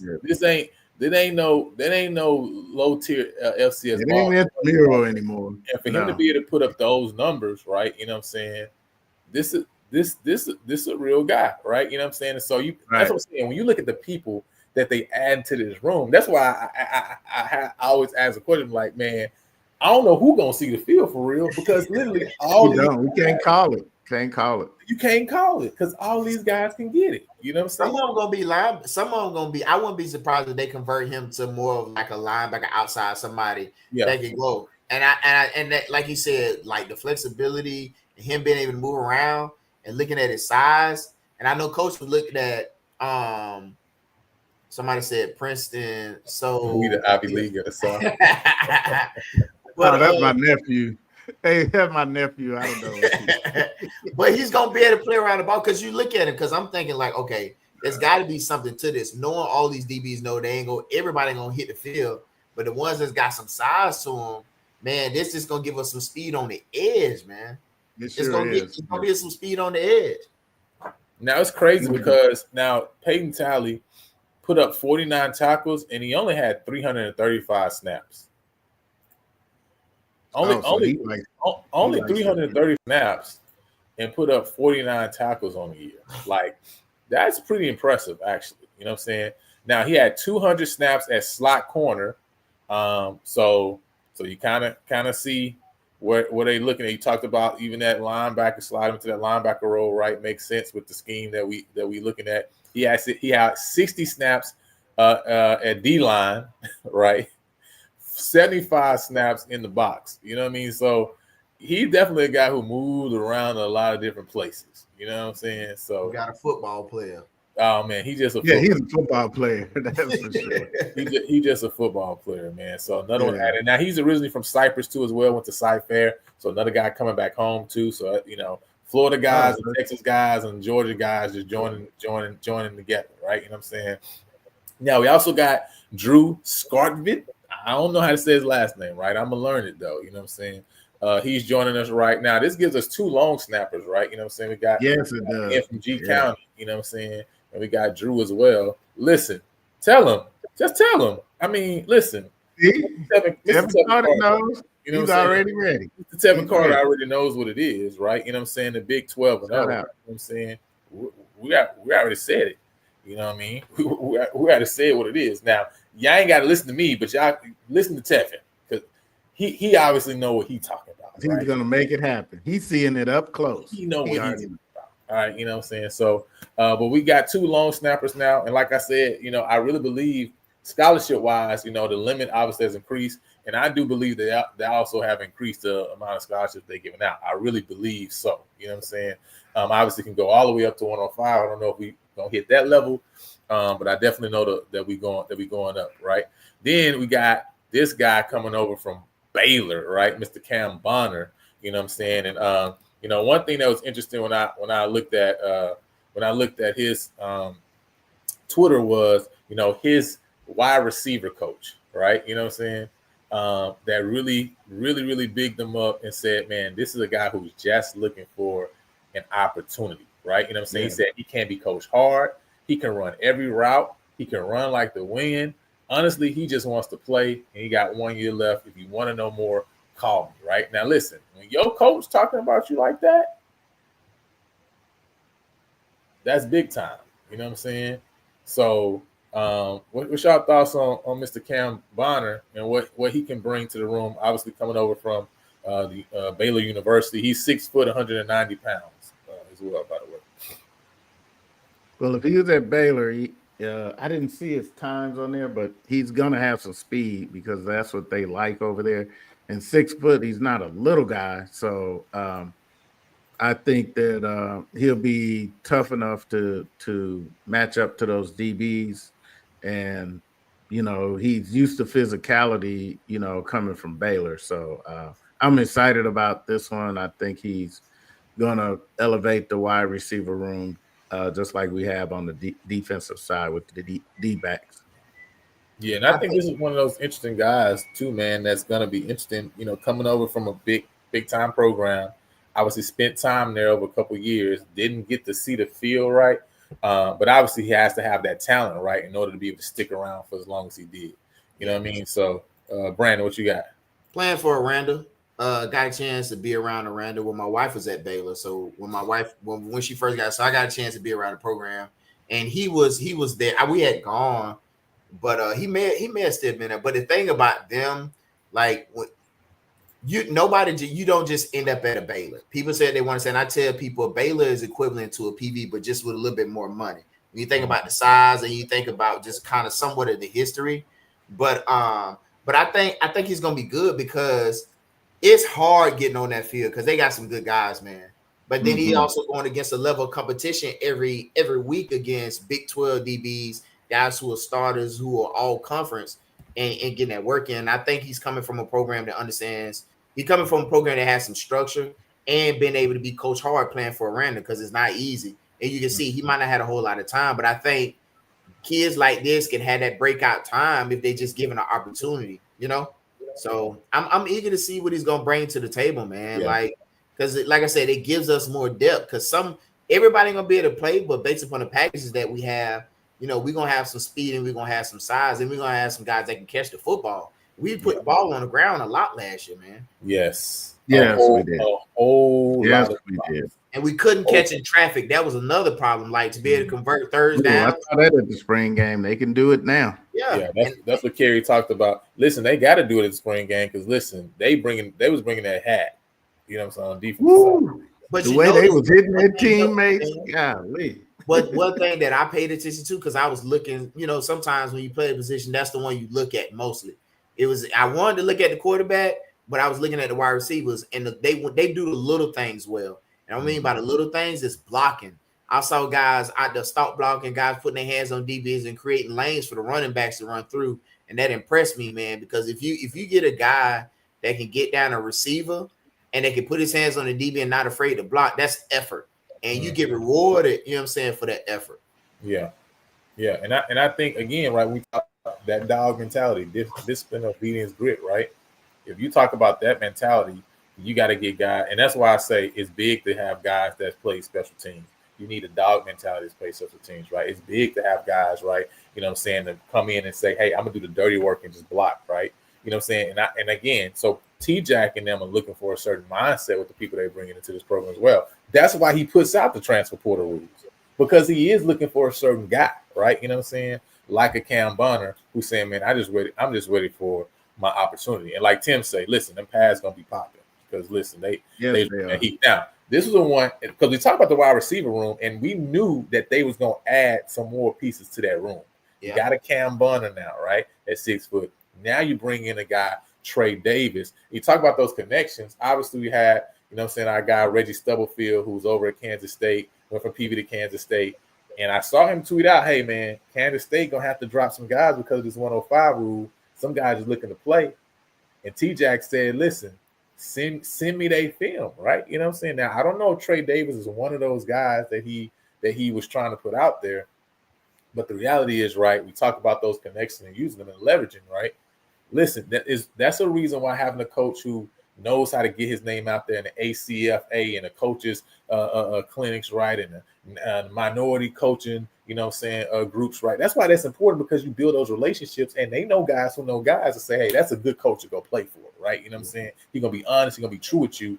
And listen, having a guy like Trey Davis to come back to Texas, Troop Texas, man, and a receiver that put up a lot of numbers, you know what I'm saying, in high school, man, talk about this guy, Brandon, man, you know, coming from a receiver to receiver, you know what I'm saying, this a guy who, listen to these stats, right? His last senior year, regular season highlights, 10 games, 23 touchdowns, 6 touchdowns of 70-plus yards, 3 touchdowns of 65-plus yards, 1 touchdown of 50-plus yards, 3 touchdowns of 45-plus yards, and 3 touchdowns of 25-plus yards, 7 under 25. He can stretch the field. He can stretch the field. And you know what I'm saying? He can stretch the field. And if it sounds like a kid like that, you get that ball in his hands, you give him some space, that means he can move. He can move around. Like I say, man, coming from like Kansas State, these are not like, don't get me wrong, like swap, like it's hard playing for some of these schools, man. Like, people thought it was so easy playing. It's hard playing at Prairie View, especially now, because you got to compete. Yeah, like, the people get the misconception, even with every SWAC school, you know, we talk trash to one another in other schools, but when you playing against the Jackson, you playing against FAMU, you playing against Alabama State, like that's a grind every day, because he's the best over there and you the best where you are. And I think with a kid like this coming from a Kansas State program that's been winning and has been producing guys going to the league, and I know they have depth in that room, he's coming hungry and ready to play, and they had to see something in him for him to come over here and for him to want to be back this way. Of course, be closer to home, but he could have potentially chose anywhere else to go. But man, I think we're not shocked, because we're behind the scenes and we see the preparation. We see, you can tell it's night and day based upon the discipline, just from like them lining up and moving the way that they moved around. Oh, that was way different. Yes. I was so impressed at that. And you can look, when guys score, it wasn't a whole lot of extra stuff behind it. You know what I'm saying? He gave the room to kind of have a little fun, and you can tell all the guys were excited for one another's success. But like a kid like this, with those type of numbers, how many years does he have left? Because I know he was on the radar. No, he still got 4 years. Now, this was a top 50 wide receiver recruit, too, out of high school, by the way. He was number 37 in his class, right? So this is a guy who, like you said, he got that speed on him. And he also put on an extra inch, because he's now listed at 6'1", 171. So he's gonna be heavy. I promise you. Our strength and conditioning coach, we got some stuff behind the scenes. We've been doing, bro. Let me tell you something.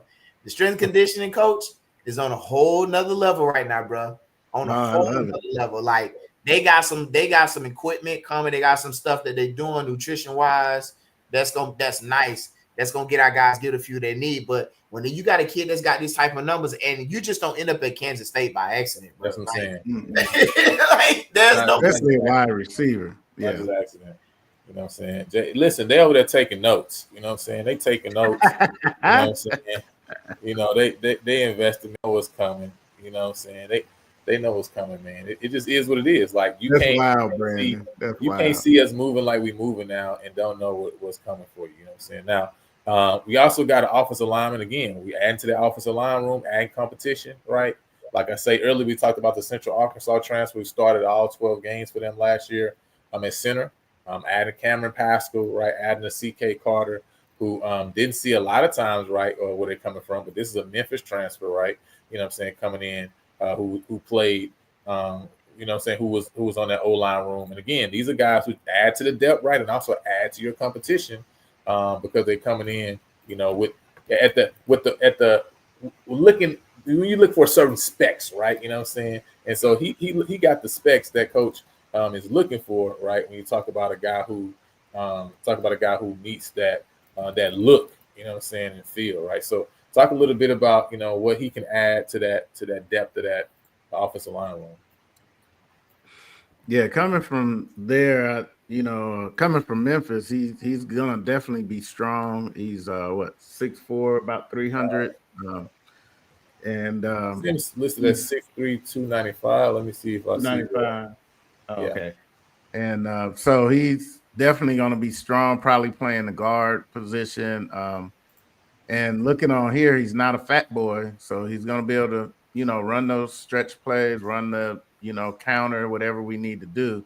So it looks like that's a really good addition. And with the development that these coaches are doing too, and at the spring game, I saw a lot of motion on the offense. So I think it's going to really be good. I like this addition. Man, he gonna give us depth. We needed some size up there. This is quality size. We don't need a big sloppy. Well, we need some guys that's gonna be able to move out the way and that's gonna be strong enough to be able to pull. And I think looking at him and like I said, being in that program, like, don't get me wrong, you got some guys that go to these programs and they just horrible, but like a guy like this is gonna give us what we need, bro. I'm telling you, like, it's been a lot of stuff is being constructed in front of people face and they don't see it. Like, they don't understand. Like, it's being constructed because what you're doing is you're creating position you're creating competition at each position. You're also giving yourself some depth of quality guys who got snaps.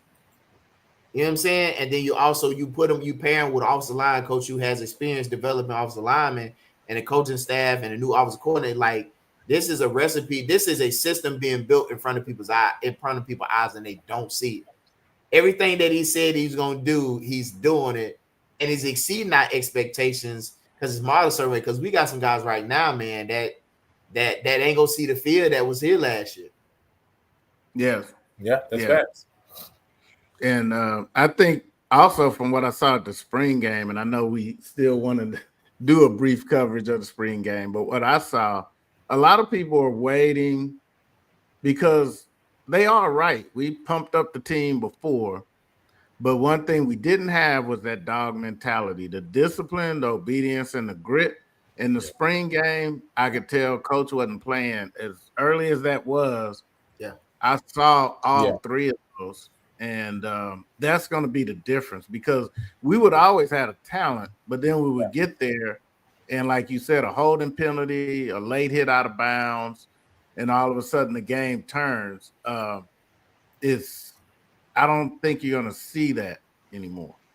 We only had one offside penalty. I think it's like one or two offside penalty. One or two, yeah. One penalty period, right? The whole spring game. And listen, the thing is, right, and this is the last guy, right, Aiden Webb. This is a kicker, right, that's coming over. Again, we talk about replacing the punter, replacing the kicker, right? Also bringing in a long snapper, you know what I'm saying? Coming over from UTEP, right? He's coming over to join, you know what I'm saying? Go Panthers, you feel me? You know what I'm saying? Water to wine, that dog mentality. But yeah, talking about the spring game, man, the first thing I saw was, again, I keep going back to what Coach Early said when he came on the show. He talked about elevating the floor, right? And when you looked at the team, you had probably about 60 guys out, right? You know what I'm saying? So the team was real thin, especially on defense. You knew we was going to sign a lot of defensive guys because the defense was real thin. But I tell you this, we cut a lot of fat, you know, and I'm saying it, obviously, we love, you know, everybody who ever put on the PV uniform, everybody who ever, you know what I'm saying, is an alum or know what I'm saying, has ever attended the university, right? It's all love, right? UPB for life, right? But the reality is just the reality, right? Like we had a lot of guys. I think Coach Jackson said we had 18 walk-ons, right, when he first got here, right? That's high. You know what I'm saying? But also I think we had a lot of guys who just wasn't ready to contribute right now on the team. And as you see, all the guys we talked about, everybody has contributed already in some way, form, or fashion. You know what I'm saying? We got 4 or 5 guys who didn't see any type of field action, right? All the rest of the guys were on the field in some form or capacity. They contributed, right, to their team's wins or losses, right? You know what I'm saying? And I saw that we cut a lot of fat, right? You know what I'm saying? I hate to say it that way. This is what it is. And a lot of people that weren't ready for that's what I'm saying, right? So when we talk about the DB room, right? There was no weak link when we saw the DB. We was like, man, the DB room was like, the freshman who we said was really the best corner last year. Oh, yeah. You know what I'm saying? Like, you talk about, man, 8 guys is like, man, listen, all them guys really would almost like all of them would be ready to go. You know what I'm saying? We talk about the linebacker room. I mean, listen, the specimen from 1 to 7 is like, okay, we ain't got but like 7 in the room right now, but every single one of them look like they ready to go, right? You know what I'm saying? And so now the defensive line room was where I said, one, we were super thin. I think we had like 6 D linemen, right? You know what I'm saying? I think one of them jumped in the portal, right? So you already knew we need to add it to the D line room, you know what I'm saying? Because we just super thin. And I think we can definitely get better up front, but you understand because of the scheme, we're really looking for big D tackles. That's really what we're looking for. That's the goal. That's the aim, right? And that's what he's more in that room. But man, from the defensive standpoint, you look and said from a scheme wise and from kind of trimming the fat, man, everybody in the room elevates the room. And now we've added more guys that only do that. You know, that room got a guy who came in from FBS who got an 89% coverage grade. Gave up no touchdowns, and then you add a D2 guy who gave up no touchdowns, and then you add another FBS transfer guy who said he only gave up 1 touchdown, right? You know what I'm saying? That's what you add to the room after you already add this guy. You see what I'm saying? So that's true. It's true. All across the board, man, you just see the mindset and the type of guy, and I love it though because T-Jack is really treating this program like a D1 program, meaning my 1 is not just good, but my 2 is good, my 3 is good, and my 4 is good too. And if that's Alabama, that's Alabama. Alabama they were 5 deep at every position. Why you think kids were you had guys that understood going in, you're not gonna play for 2 years. And look what happened. Those kids end up turning most of them like the running back room. You had Alvin Kamara, he was there in that room, ended up transferring to Tennessee. Because you had who did he have in front of him? He had like what's the boy the big train in Baltimore right now. What's his name? Running back. Oh, Derrick Henry. Derrick Henry had some other mother was in front of him. Come on, man. Like this is a system being built in front of your eyes. I'm telling you, man, it reminds me, it's reminding me of that Alabama. And remember, you gotta think about University of Miami. University of Miami had teams where they were deep. A lot of those guys were there in that program that were deep when you had like Clinton Portis and Frank Gore and all those guys in the backfield. And you were deep at wide receiver when Kevin bit that championship team. I think what we're seeing right now, what we got a chance to see at the spring game, and I go back to it, I like the fact how we were disciplined. Like it wasn't a whole lot of dancing and all that carrying on. Wasn't nobody looking in the stands. Wasn't nobody, looking at their parents telling them what to do. And it wasn't any chaos. Everybody bought in. Everybody was bought in from what I see. From what I see. They were dialed in, and you could tell that not in a scared way, but you could tell that they played like it's somebody back there waiting to take my spot. Yeah. And what really got me, even without Elijah Sparks being here, the front, even though they were thin in numbers, they still were disruptive. And what I saw, because I felt the offense looked good, but if you get in 3rd and long on that defense, then you have a problem because Coach T-Jack is gonna do something weird, and they weren't even dialing it up for real. Like they run free to the quarterback. That's what I kept seeing. Yeah, you're right. You're right. Because when old boy got popped, I saw it coming. I was like, oh, he threw it late to the flat. He threw it late to the flat. I was like, that's the worst thing you want to do. But see, this is everything. We can go to show, we can go Scottish show, we can go to the HCU show. A lot of people are more focused on the quarterback because that's the premier position everybody thinks about. But people forget, you know, he said we in Alabama. That's you're right. okay. You're right. You're right. We Prairie View, baby. We Prairie View. You're right. We Prairie View. But like people and we coming. Exactly. But like, people listen, I'm gonna just let Tevin say it. Like I said, yeah. See, that's Tevin. He's right there. So I'm just let Tevin tell y'all. Man, who knows better than him? Like my coach said, if you scared, say you scared. That's what I'm saying. Just say you scared. Man, I think we're gonna be good, man. I think the quarterback room had more guys added to it because you know that's all we want to know. You know, that's big, that's the big name and the swag, who's gonna be the quarterback. But if you got a defense like this, that's gonna get you some takeaways and that can get you in some good field position and behind the chains, it's gonna set up, it's gonna create an opportunity for the type of offense that we're running now. It's gonna give us an opportunity to be able to score and drive down the field, man. And be able to take some of that blunt off the defense. But if your defense pinning their ears back and we got DBs that's taking the ball away, I'm projecting we have 10 interceptions within the group for the year. That's my projection. We're gonna have 10 interceptions.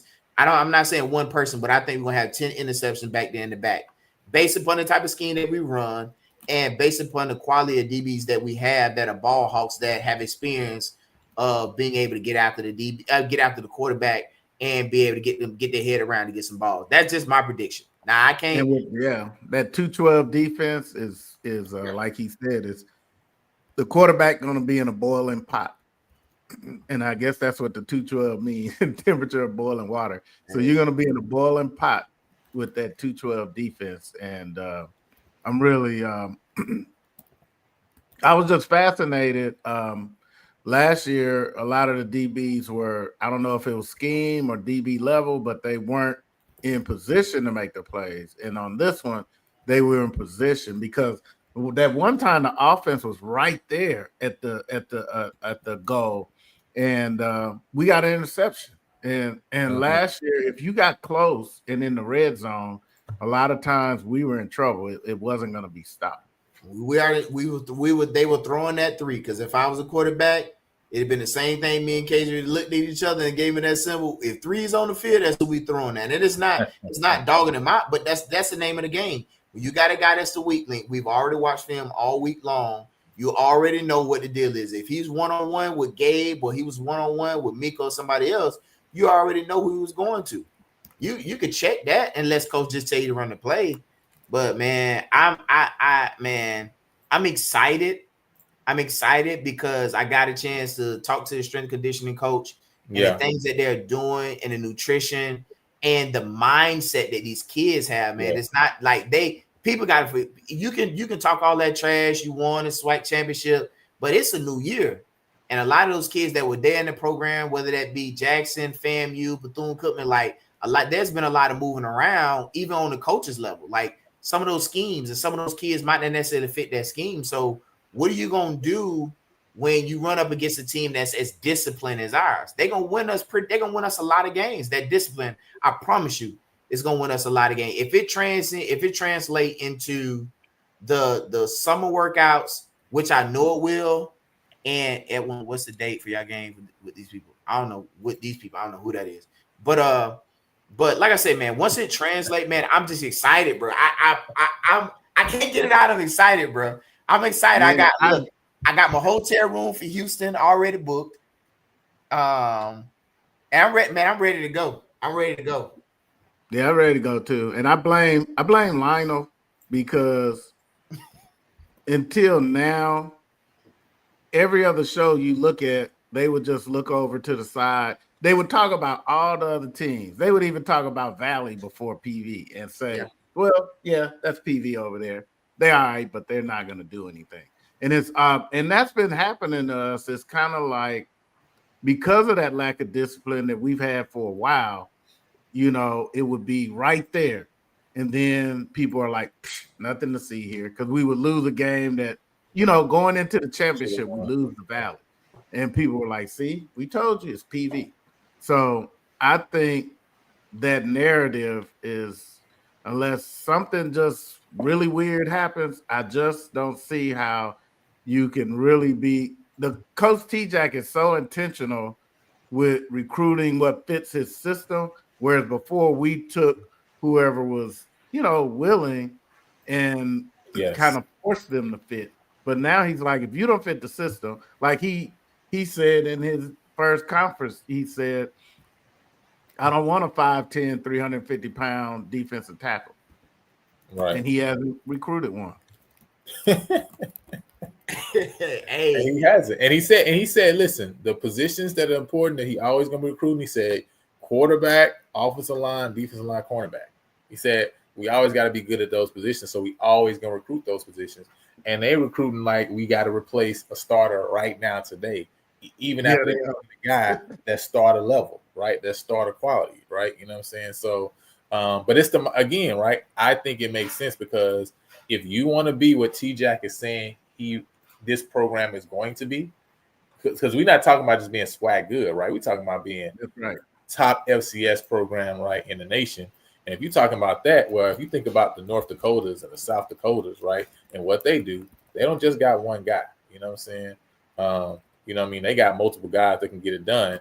And listen, their backups can beat your starters, right? And I think that's the direction that we're heading in, is in that direction of where we're trying to have backups, right, that can beat the other team's starters. You know, we're gonna shock the world once we beat Rice. Because most people forget this. I'm gonna give them a rundown here. Everybody want to talk about 80 game and all that stuff. We can go into that. That's deep no scholarships program. Went away, came back, got scholarships, worked our way back. One thing can never say about us, we ain't never quit. We ain't never do a press conference about quitting. We ain't never quit. I can tell you that much. I can guarantee you that. We took our L's like men and we did what we had to do. Hold on. First of all, somebody please tell me when the last time we lost in Baton Rouge. When's the last time we lost to Southern Baton Rouge? Because how many homecomings? When's the last time we lost homecoming in Baton Rouge? That's been a minute. I'm just checking, right? You know what I'm saying? Because we the reason that Dooley even got the Southern job, because we went and massacred them for homecoming. So I'm just we won our homecoming game, unlike Jackson State that lost to Alabama State. Let me tell you something about Jackson State. Let's be honest. Jackson State has been Jackson State. They do well. Don't get me wrong. I'll never take anything away from Jackson State and their legacy. But let's not be fooled now. Let's not be fooled, because pre-Dion. Thank you. Pre-Dion, and that's part of it. You get a coach you're supposed to win. But let's be honest, pre-Dion, when they fired Comedy, had they not got the hands of Dion, they probably would have still going down that slippery slope that they were going on. Let's call a spade a spade. They were at the bottom of the river for a long time, actually, before Dion. And Jackson State forgot they got us in SWAC championship, but years prior to that, Jackson State forgot we beat them here at Prairie View in old Billy Nix, because I was playing then. So it ain't like they ain't never lost us. Like let's not do that. And Shotgun beat them so bad. I felt bad and wanted to leave. First of all, we have not even seen an NAIA schools for years, right? You know what I'm saying? We don't play out of conference games. Okay, you know what I'm saying? That's one thing. That's one thing that we don't do, right? We don't play out of conference games. Okay, you know what I'm saying? Conference, non-conference games. All right, you know what I mean? So that's the reality. You know what I mean? So they better worry about us. We gonna stay in our lane. We've been worried about, but they better worry about FAMU and Alabama State, because they ain't finna lay down for them now. Let's not get it twisted. Like this, we haven't lost in Baton Rouge since I think 2022, 2014. I mean, it's been over a decade. It's been a while, because I'm going all the way to Jonte Hebert. That's all I'm saying, Edwin. All I'm saying is, and when y'all beat us in Black Shield, I will give you that. I will give you that. I will give you that. My wife is a Southern alumni, a Southern alum. I get that. My in-laws, they Graham alum. But y'all have beat us here. But I guarantee one thing: them little fancy ass lights y'all got going on, they ain't gonna be flickering too much when we get down But there. listen. But as long as y'all have won in Blackshear, we've been winning in Mumford. I'm just saying, That's right. how about you? How about you protect your own house? You know what I'm saying? Y'all come steal some, we come steal some right back. I mean, what? Hey, what's the we point? bite even. We bite even. Now it's your turn. Okay, you know what I mean. So what you talking about? What you talking about? You know what I'm saying? I'm telling you, Rice, y'all don't forget Rice. We were 2 snaps overhead away from beating Rice. Out the trash dump. That's what they getting the information for. They just make and we fixed that. We haven't had a long snapper like that since, because the long snappers now that we get, they're business spot on. decisions, aka we really scared, right? You know what I'm saying? AKA we scared. North Dakota State picked up the phone. Dion said, hung it right up, right? You know what I'm saying? We're not gonna hang up the phone because we really trying to be a top FCS program, unlike y'all. You know what I'm saying? Like we really gonna be top FCS program. So we're not gonna play in these non-conference, out-of-conference games. I'm just saying. We're not playing in that thick grass either. We hosting it here on the yard this year. Jackson got the worst, thickest field. Oh my God, that grass is like, man, it's like running on a mattress, bro. Now I ain't gonna lie, I give them credit. Their homecoming was nice when we played them down there. I give them that. But now it's funny. We got the Jackson State roaches crawling in here, and they saying it's the Jackson State portion of the show. It wouldn't be no Jackson State portion if you weren't here, though. That's and if they came in talking hot trash too, didn't they? Last time I checked, this is called Portal Pipeline album review. You know what I'm saying? You know what I'm saying? This is Portal Pipeline album review. This is not home stadium outside of your campus album review. This is Portal Pipeline album review. You know what I mean? That's right. That's what the review called. You know what I'm saying? That's the album. It's not the SWAC team that play other SWAC teams. Out here listening to non-conference game review. PV play Stephen F. Austin, Lamar, ACU. We play out of conference. Yeah. Yeah, Jackson. Yeah. They came in. Matter of fact, they've been on here 2 days in a row, if I'm not mistaken. It's so funny. He say Jackson State that. Last time I checked, we've been talking about PV this, PV that, Portal Pipeline this, Portal Pipeline that. That's what we've been talking about. But we're gonna respond now. We ain't gonna let you just sit here and talk crazy to us. It's so funny how these people try to create a straw man argument. You know what I mean? When it's like, last time I checked, you here though. You here. We ain't nobody. Have we been talking about TC or we been talking about T-Jack? Which one? I think they got the T mixed up because they all over here. That's what it was. You know what? I forgot. They probably thought that J was a C. You know what I'm saying? Because that's what it is. Yeah, everybody degrees ain't the same. I understand. You know what I mean? So they thought that J was a C. So I understand. It just is what it is. You feel me? You know what I mean? We'll be in Mumford, Edwin. We know we're gonna be there. We own Mumford. I'll be there. We love Mumford. That's a good place to play. We love Mumford. We love it. We love it there. And they got the nice little cute lights now and everything that shut off. Yeah, please go check the history because we ain't lost in over a decade in Mumford. So you know what I'm saying. It's been a while since we lost in Mumford. We ain't lost in Mumford a long time. You know what I'm saying? Yeah, I think Jonte Abear is still running around the field down there. Boy. You my guy is, so you know what I'm saying. So it's all love, but all these other people that scattered in here talking about the Jackson State, I don't know where they get that from because we've been talking about the Portal Pipeline. You know what I mean? That's what we've been talking about. You feel me? So you know what I'm interested to see though, guys. I'm interested to see because this was the other thing they were talking about in the chat. Talk about the attendance if they show up. I think you already did a show on the attendance and providing facts for them, if I'm not mistaken.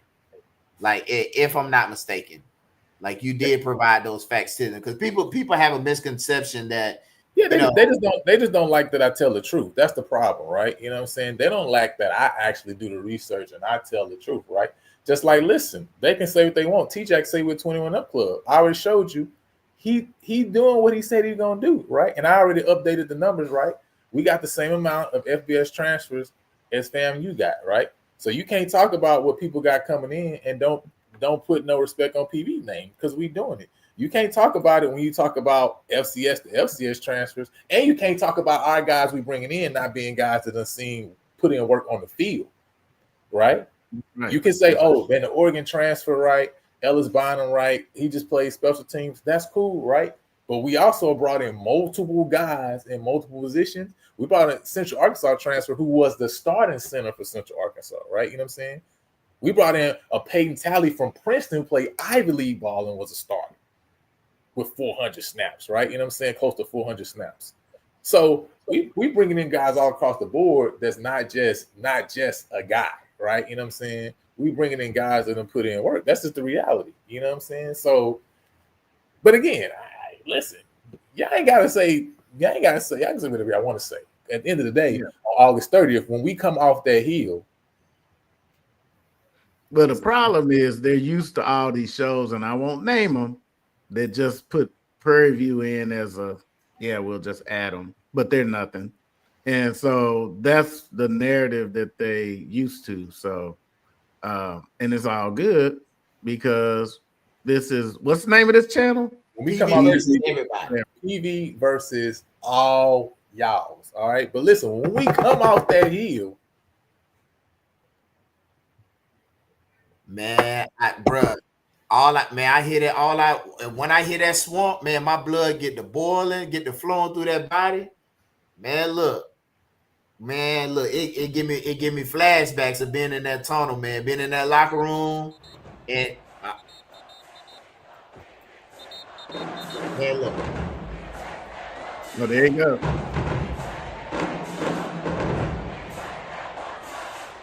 We ready. Hey, it's gonna be on and popping in Houston, man. Look, I think it might sell out. Yeah, because they won last year. They'll actually come if they win. Yeah, they'll show it this year. Yeah, I counted Cam Bonner. I adjusted for Dante Thompson. You know what I'm saying? So that put us at 13. You know what I'm saying? So, you know what I mean? I adjusted for him already. You know what I mean? So, listen, not just shirts. We got hoodies this year. I got the conception of the design in my head now, and I'm about to start working on it because, you know what I'm saying, them things coming soon.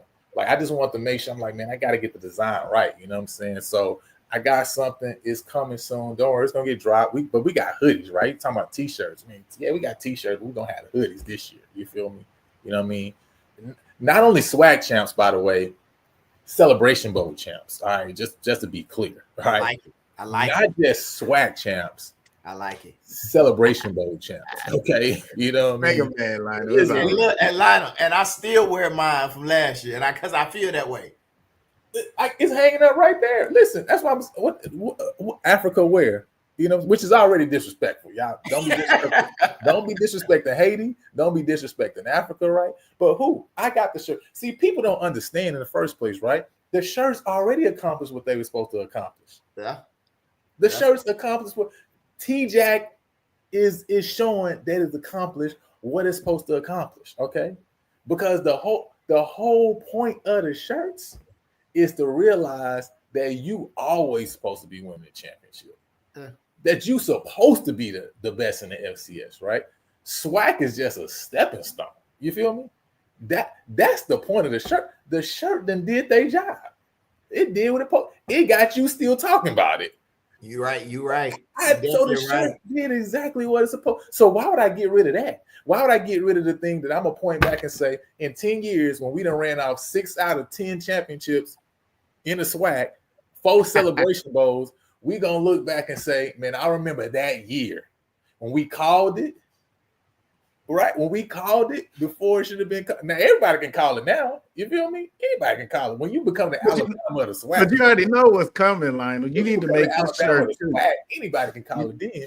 But we was calling it back then in the day. But they did call it. Here's the thing. Y'all don't understand. See, Brandon, I know you understand. My man Brandon understand because it's a guy, it's a faith guy right here. They don't understand. Faith is the substance of things hopeful. The evidence of things unseen. Not see, it ain't seen. So you gotta see something before. See, and y'all don't understand how stuff works. Listen, The reason you got your iPhone, the reason you own this phone right now, the reason you watching your TV right now is somebody actually saw something that wasn't created yet. Oh, I'm talking now, okay? They had to see the fact that I can send a signal that actually gets to a device that actually shows a person, and you can literally watch them live. It ain't even recorded no more. Man, you gonna make me close up. They had to see that in their brain before it actually became a reality. See, the t-shirts is just a manifestation of what T-Jack about to do to y'all this year. That's all that is. The t-shirt is just a manifestation of the reality of what's about to happen.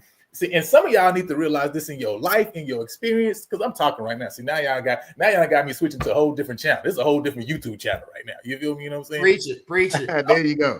Everybody out there need to realize you need to see the thing first in your head. There you go. That's what you gotta actually conceptualize the thing in your head. And like my mama say, she asks like not just what it looked like, what does it smell like, what does it taste like? That's when you really. That's when the faith really start to conceptualize. There you go. You really believe this thing is gonna happen. That's why the t-shirts was made. Y'all thought, see, I had to make the t-shirt so you know that I ain't playing. You know that Brandon not playing, Kerry not playing, Brandon not playing, Isaiah not playing, T-Jack not playing. Bro, I had to make the t-shirts. But see, what they forgot, the other thing is all this trash talking. You can run your mouth all you want, but what about faith without works is dead? And the coach we got that's been working. When I say working behind the scenes, and you seeing the evidence of the work, this is just a residue. They ain't ready for that yet. They ain't ready for that. I saw the spring game. I know it's just the residue. They didn't stream the game, but we saw the spring game. And listen, since we talking about there, right? Since we talking about it, this is the thing, right? We close the doors. Close the door. Close the door. Close the door. You're like, you know what? This giddy, right? Half of y'all scared, right? And half of y'all in PV Nation even scared. Listen, we're gonna close the doors, all right? We can't even talk about that yet. Out there, y'all Southern people out there, we gotta know where y'all stand, right? You know what I'm saying? Y'all can't see the victory that's coming. We got to cut y'all off already, right? You know what I'm saying? Now, the rest of the PV Nation, we done went down to the river, and some of y'all is bending down scared, and guys say, damn, you can't take with you. It's okay. Y'all can see the victory is going to come on the other side. But listen, we got the Gideon 300 already ready to go, and we armed, and it's time. I need somebody paying attention, huh? You can't have your head down. You can't see the enemy, huh? Nah, listen, it's time. T-Jack, man, listen, T-Jack press conference, he said, listen, there's nothing like an idea, right, whose time has come. That was a bar. Y'all missed the bar.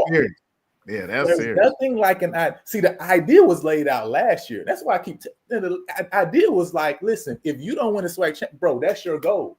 Love Bubba, right? But the goal not Swag West championship. That first of all, that's not a championship. I already said that last year. I kept trying to understand. The West ain't a championship. The division ain't no championship. Okay, that's the goal, though, right? The gauntlet was laid down before to tell y'all, listen, our goal is this. And now we brought in a coach that understand what the expectation. We ain't bring him here to win the West Division, and he knows that. That's the reality. He not here to just win the West. He's here to win the SWAC championship and to win the Celebration Bowl. Period. Period. We're not talking about nothing. That's it. Lionel, that's why you need another shirt. What's the other shirt gonna say? What's the other shirt gonna say? They only won the Celebration Bowl because the West was weak, the East was weak, and the MEAC was weak. Yeah. So you need another shirt. So we need to put it on there. The West was weak, the East was weak, and the MEAC was weak. That's all the reason. Isaiah, I like that. Close the doors. Close the door. Close the door. You was weak. The West was weak. The East was weak. Your championship is weak. How about that? Yes. It was a down year for everybody. The MEAC, the West, and the East in the SWAC. You know what? It's amazing how this. Why we on there? I'm glad you said it's amazing how it's a down year when Grambling not winning, or Southern not winning, or somebody else not winning. Like sometimes you just not that good. Like let's be honest. Like don't take it away from everybody else. Like you can't take away my success because your program when your program started to decline. Let's be for real. Like let's be for real now. Let's be for real. We had beat Grambling 5 years in a row, but they down. Like, come on now. Like, let's be for real. Give credit where credit due. I believe in that. If Jackson did what they were supposed to do, they hired well. TC played well. Like he did a good job. I give Jackson credit for that. Yeah, And I good job. Yeah. I think they got the right guy for that job. We talk trash and all that stuff, back and forth because it's swag love. But like, let's be real. Like, it can't be down because them two other teams down. Somebody up. Like somebody we've been knocking on the door for so long. 2000, what was it? 2008. We lost again. The only team we lost against was Grambling, right? Well, they kept us out of SWAC championship. We came in next year, won the SWAC championship in 2009. 2010, we had the same team with some new additions. KJ towards ACL. He's not there. So that if you really want to play that game, we should have won 3 years in a row. And listen, the reality is we should have been in 3 SWAC championship games in a row. And I think people also forget that game against Jackson State too. Like the reality is, if you look at Shedeur Sanders' career in college, his worst game of his entire college career was against Prairie View in that championship game. That's just the facts, right? You know what I'm saying? Yeah. Under 100 yards passing. You know what I'm saying? Under the rest all game. You know the DC that they had, who was really good. The DC won that championship because, like I told, and Brandon be a witness to this.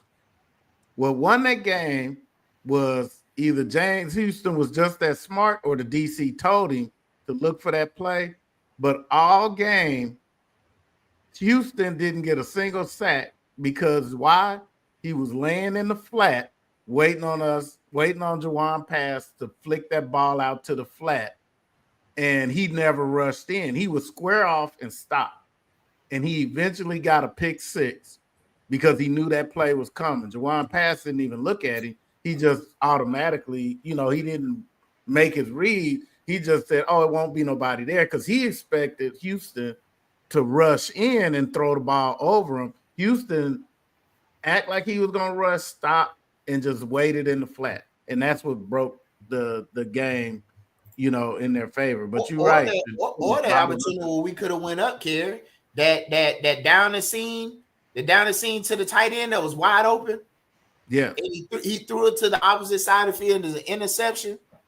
Like, if we want to play those if games, but we take our L like men. We're not your little niggas. Like, for real. All that big homie stuff, that's for little niggas. Little niggas have big homies. We're not little niggas, so we don't even respect big homies. I know Killer doesn't, and for me, I never respected niggas in the streets. That's why I always got the problems I got.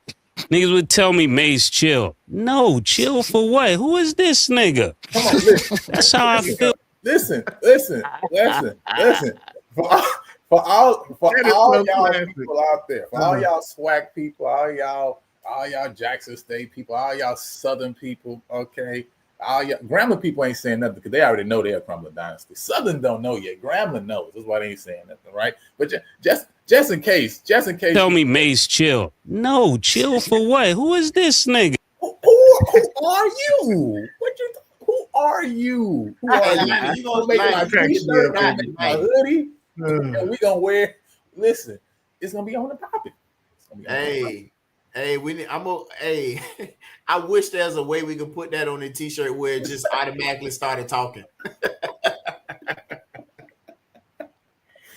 Hey man, y'all listen. Show Lionel some love, man. He put him and Karen, man. They put this thing together, man, for PV Nation. We haven't seen anything like it. Man, y'all show some love. Because we doing big things across the board, man. Across the board, man. So, man, y'all show that guy some love. Him and Karen some love, man. They doing something awesome. We haven't seen anything like it on the Prairie View side. We got all the other shows. We talk trash. They doing their thing to us, all swag love. But at the end of the day, it's PV versus everybody, man. PV versus everybody. You know what I'm saying? And so Everybody. with that being said, man, I hope y'all appreciate it. Like it did. Listen, this one did take a little bit more work. I ain't gonna lie to you. So I do appreciate that, Brandon. So y'all definitely show some love. Make sure you hit the like and subscribe button, right? You know what I'm saying? If y'all want to hit up the Cash App, y'all can do that too. You know what I'm saying? But with that said, man, I just one more time for the one time, because I need y'all to really. I don't know if y'all feel me yet. You know what I'm saying? I don't know if y'all feel where we coming from, but this is for all of PV Nation who really know what it is, and we trying to help y'all to get out this mindset that y'all think y'all got, because y'all don't realize that we the big homie of the swag. We coming. We the big homie of the swag. You know what I'm saying? So we're not your little niggas. Like, for real, all that big homie stuff, that's for little niggas. Little niggas have big homies. We're not little niggas, so we don't even respect big homies. I know Killer doesn't, and for me, I never respected niggas in the streets. That's why I always got the problems I got. Niggas would tell me, Mace, chill. No, chill for what? Who is this nigga? That's how I feel listening to this, man. That's how I feel. That just tickles me. I don't understand that. That's how I feel listening to y'all, man. Man, look, hey. Oh man. Man, y'all support the channel, man. $5, $10, $20, $15. Y'all support the channel, man. Ooh, man. Man, who is the, we started the swag. Who Jackson State is the Jay Prince of the swag. You know what I'm saying? They're the Jay Prince. Okay, I'll do that. Jay Prince of swag. Oh man, you know what I'm saying? They say ain't nobody come to see you, Otis. Ain't nobody come to see you. That's all the Jackson State fans here. We came to see you versus everybody. Ain't nobody listen. They came to our show trying to get on stage. You know what I'm saying? They came to our show trying to get on the stage. Hey, you dropped the StreamYard link. They could have. I technically did. Multiple times actually. You see what I'm saying? So they could have came up and said whatever they wanted to say. But listen, the reality is they heard the album. They love the album. They really, somebody when they try to act like they don't like a song, you know what I'm saying? But they try to act like the song don't really hit like that because they already said they ain't like certain artists. That's all this is right here. It's just hate from afar, from a distance. You know what I'm saying? So listen, the thing I want to let y'all know is the album not done yet. Like the album not even done yet, right? You know what I'm saying? Full release August 30th. You know what I'm saying? So make sure y'all in the building. And Edwin already know they're gonna get that work in Mumford. So he really already know. He done looked up the history. That's why he done started getting a little bit more quiet, because he went and looked and said, oh, we really ain't beat them in Mumford in a minute. You feel me? So Edwin, the best thing y'all got going down there is Tony's. That's the best thing I got going down there. I eat all the time. The way we whoop y'all, the last time we whooped y'all in Mumford, my wife didn't want to talk to me for an hour. Hey, look at this. Oh, look at this one. Oh, 12 fans. Oh man, I love parrots. I love hearing the parrots talk. You know, it's always one. 12 fans. It's always one. That's hilarious. But it's cool because that spring game, I never seen that many people at the spring game. Me either, man. All I use is spring. No, listen, one thing that T-Jack is, that's what I'm saying. It's like, man, they just listening to all the stuff that we've been like just saying over the years, because what they're doing in the community right now is really going to take the fan and the community support to the next level, right? That's what's really going to take it to that 15K, you know what I'm saying, the game is what they're doing in the community right now, really getting out and showing their support, right? You know what I'm saying? But listen, like I say, we were top 30 this year, you know what I'm saying, in FCS attendance, right? You know what I'm saying? It is what it is. People can say what they want to say, but more attendance than Texas Southern, more attendance than Grambling, right? Again, people just scared of the big bad wolf over here in the West. That's what it is. So, I heard Southern had 12 fans at their spring game, but you heard that from me. I know. It was a loud echo in that stadium. Listen. And they in the middle of the city. We decided we on the outskirts, but we had over a couple thousand. We had a couple thousand in there. Hey, Edwin. Hey, listen. But see, the facts versus the lies, right? You know what I'm saying? When you talk about over 120 programs, right? You talking about top 20. You talking about averaging over 9,000 fans a game. Like that's the reality. You know what I'm saying? That's the truth, right? You know what I'm saying? That's the truth. But y'all ain't in here saying, "Oh, you the 9,000th fan." You know what I'm saying? So, hey, listen, don't come at me because I'm just stating the facts. I'm just saying the truth, right? I did a whole show. I broke down attendance from the state when the stadium opened all the way to now, right? You know what I'm saying? So people can say what they want to say, but I know what the facts are. You know what I mean? And the potential, like I said, what T-Jack and them doing right now makes the potential, right, to get into community and you really get to where you want to get to, right? You know what I'm saying? So like I always say, man, we always can do better. You know what I'm saying? It's not saying like, hey, that's the goal of what it is now, but we got to accept the facts of what it is now too. And the facts is, man, first of all, PV over 80,000 graduating alum. Graduated, right? Only second to the Southern University system, and we only got one campus. Like, let's be clear, right? You know what I'm saying? So alumni base is heavy. You know what I'm saying? And so listen, when we win, we're gonna pop out. We played the championship game at Jackson. We popped out.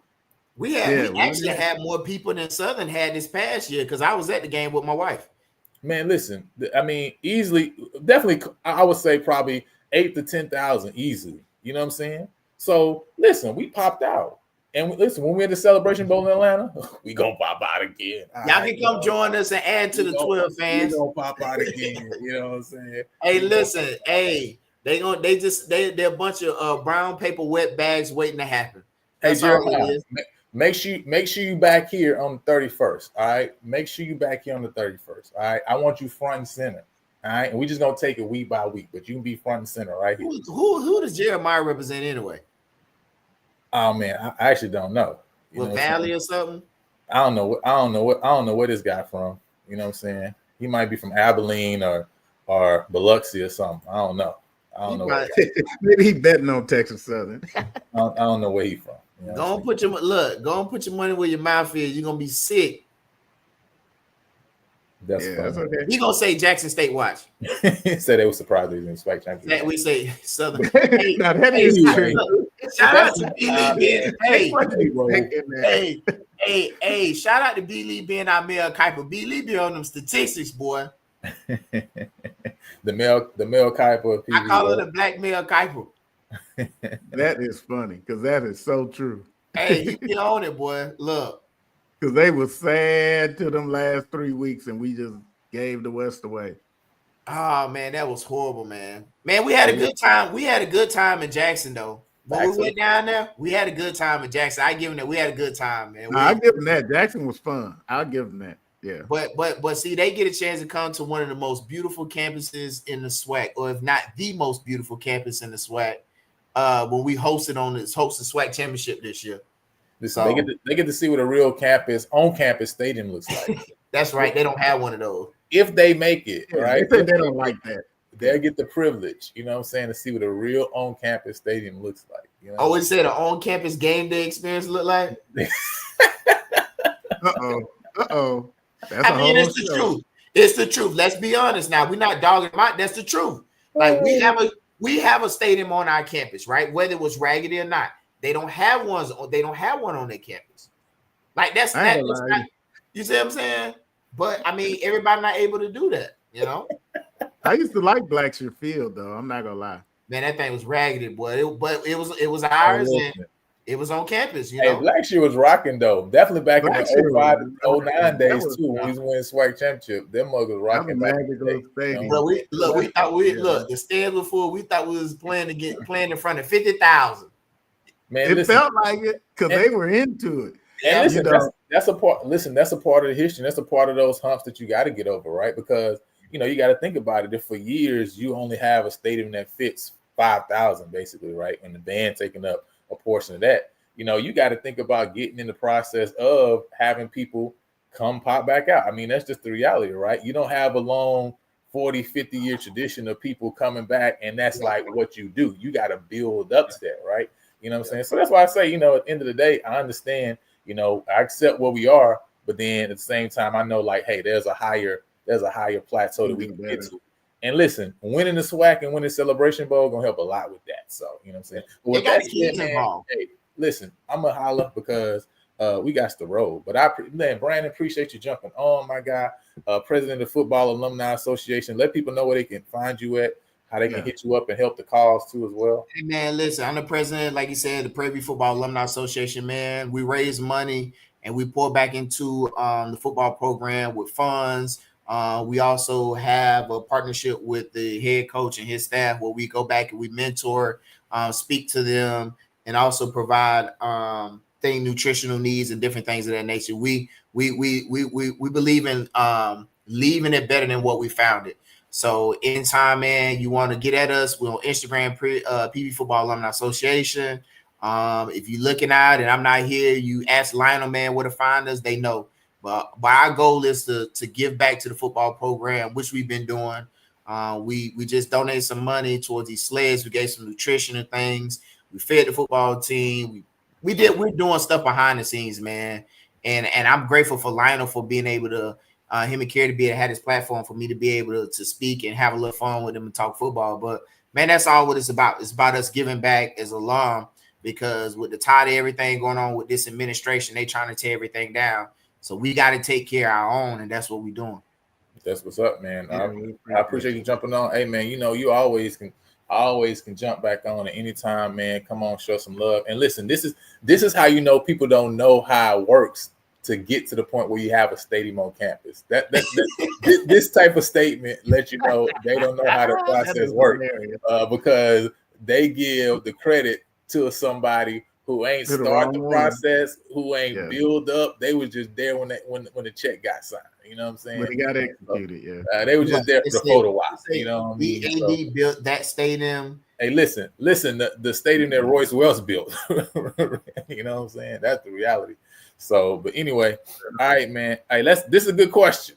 We can't answer it for you, but we want to know as well. Hey, Jeremiah, we finally found at the end of the show. See how it works, right? We finally got a good one. We found some middle ground. Right? You know what I'm saying? That's a good one. I'll give him that. That's but with that said, man, hey, let me get up out of here because y'all boys about to have me going all night. All right, and I got works to do in the morning. All right, you know what I'm saying? So, hey, but before you go, I got a 30-second one.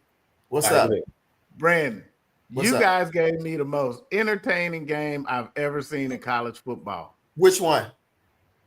Alcorn State at Blackshear Field, PV down by 4 with 25 seconds left, 80 yards to go, and we win by 2 touchdowns. KJ Black, Sean throws that. That was, man, that play. We have been practicing that play every Friday. It's called the end of the game script.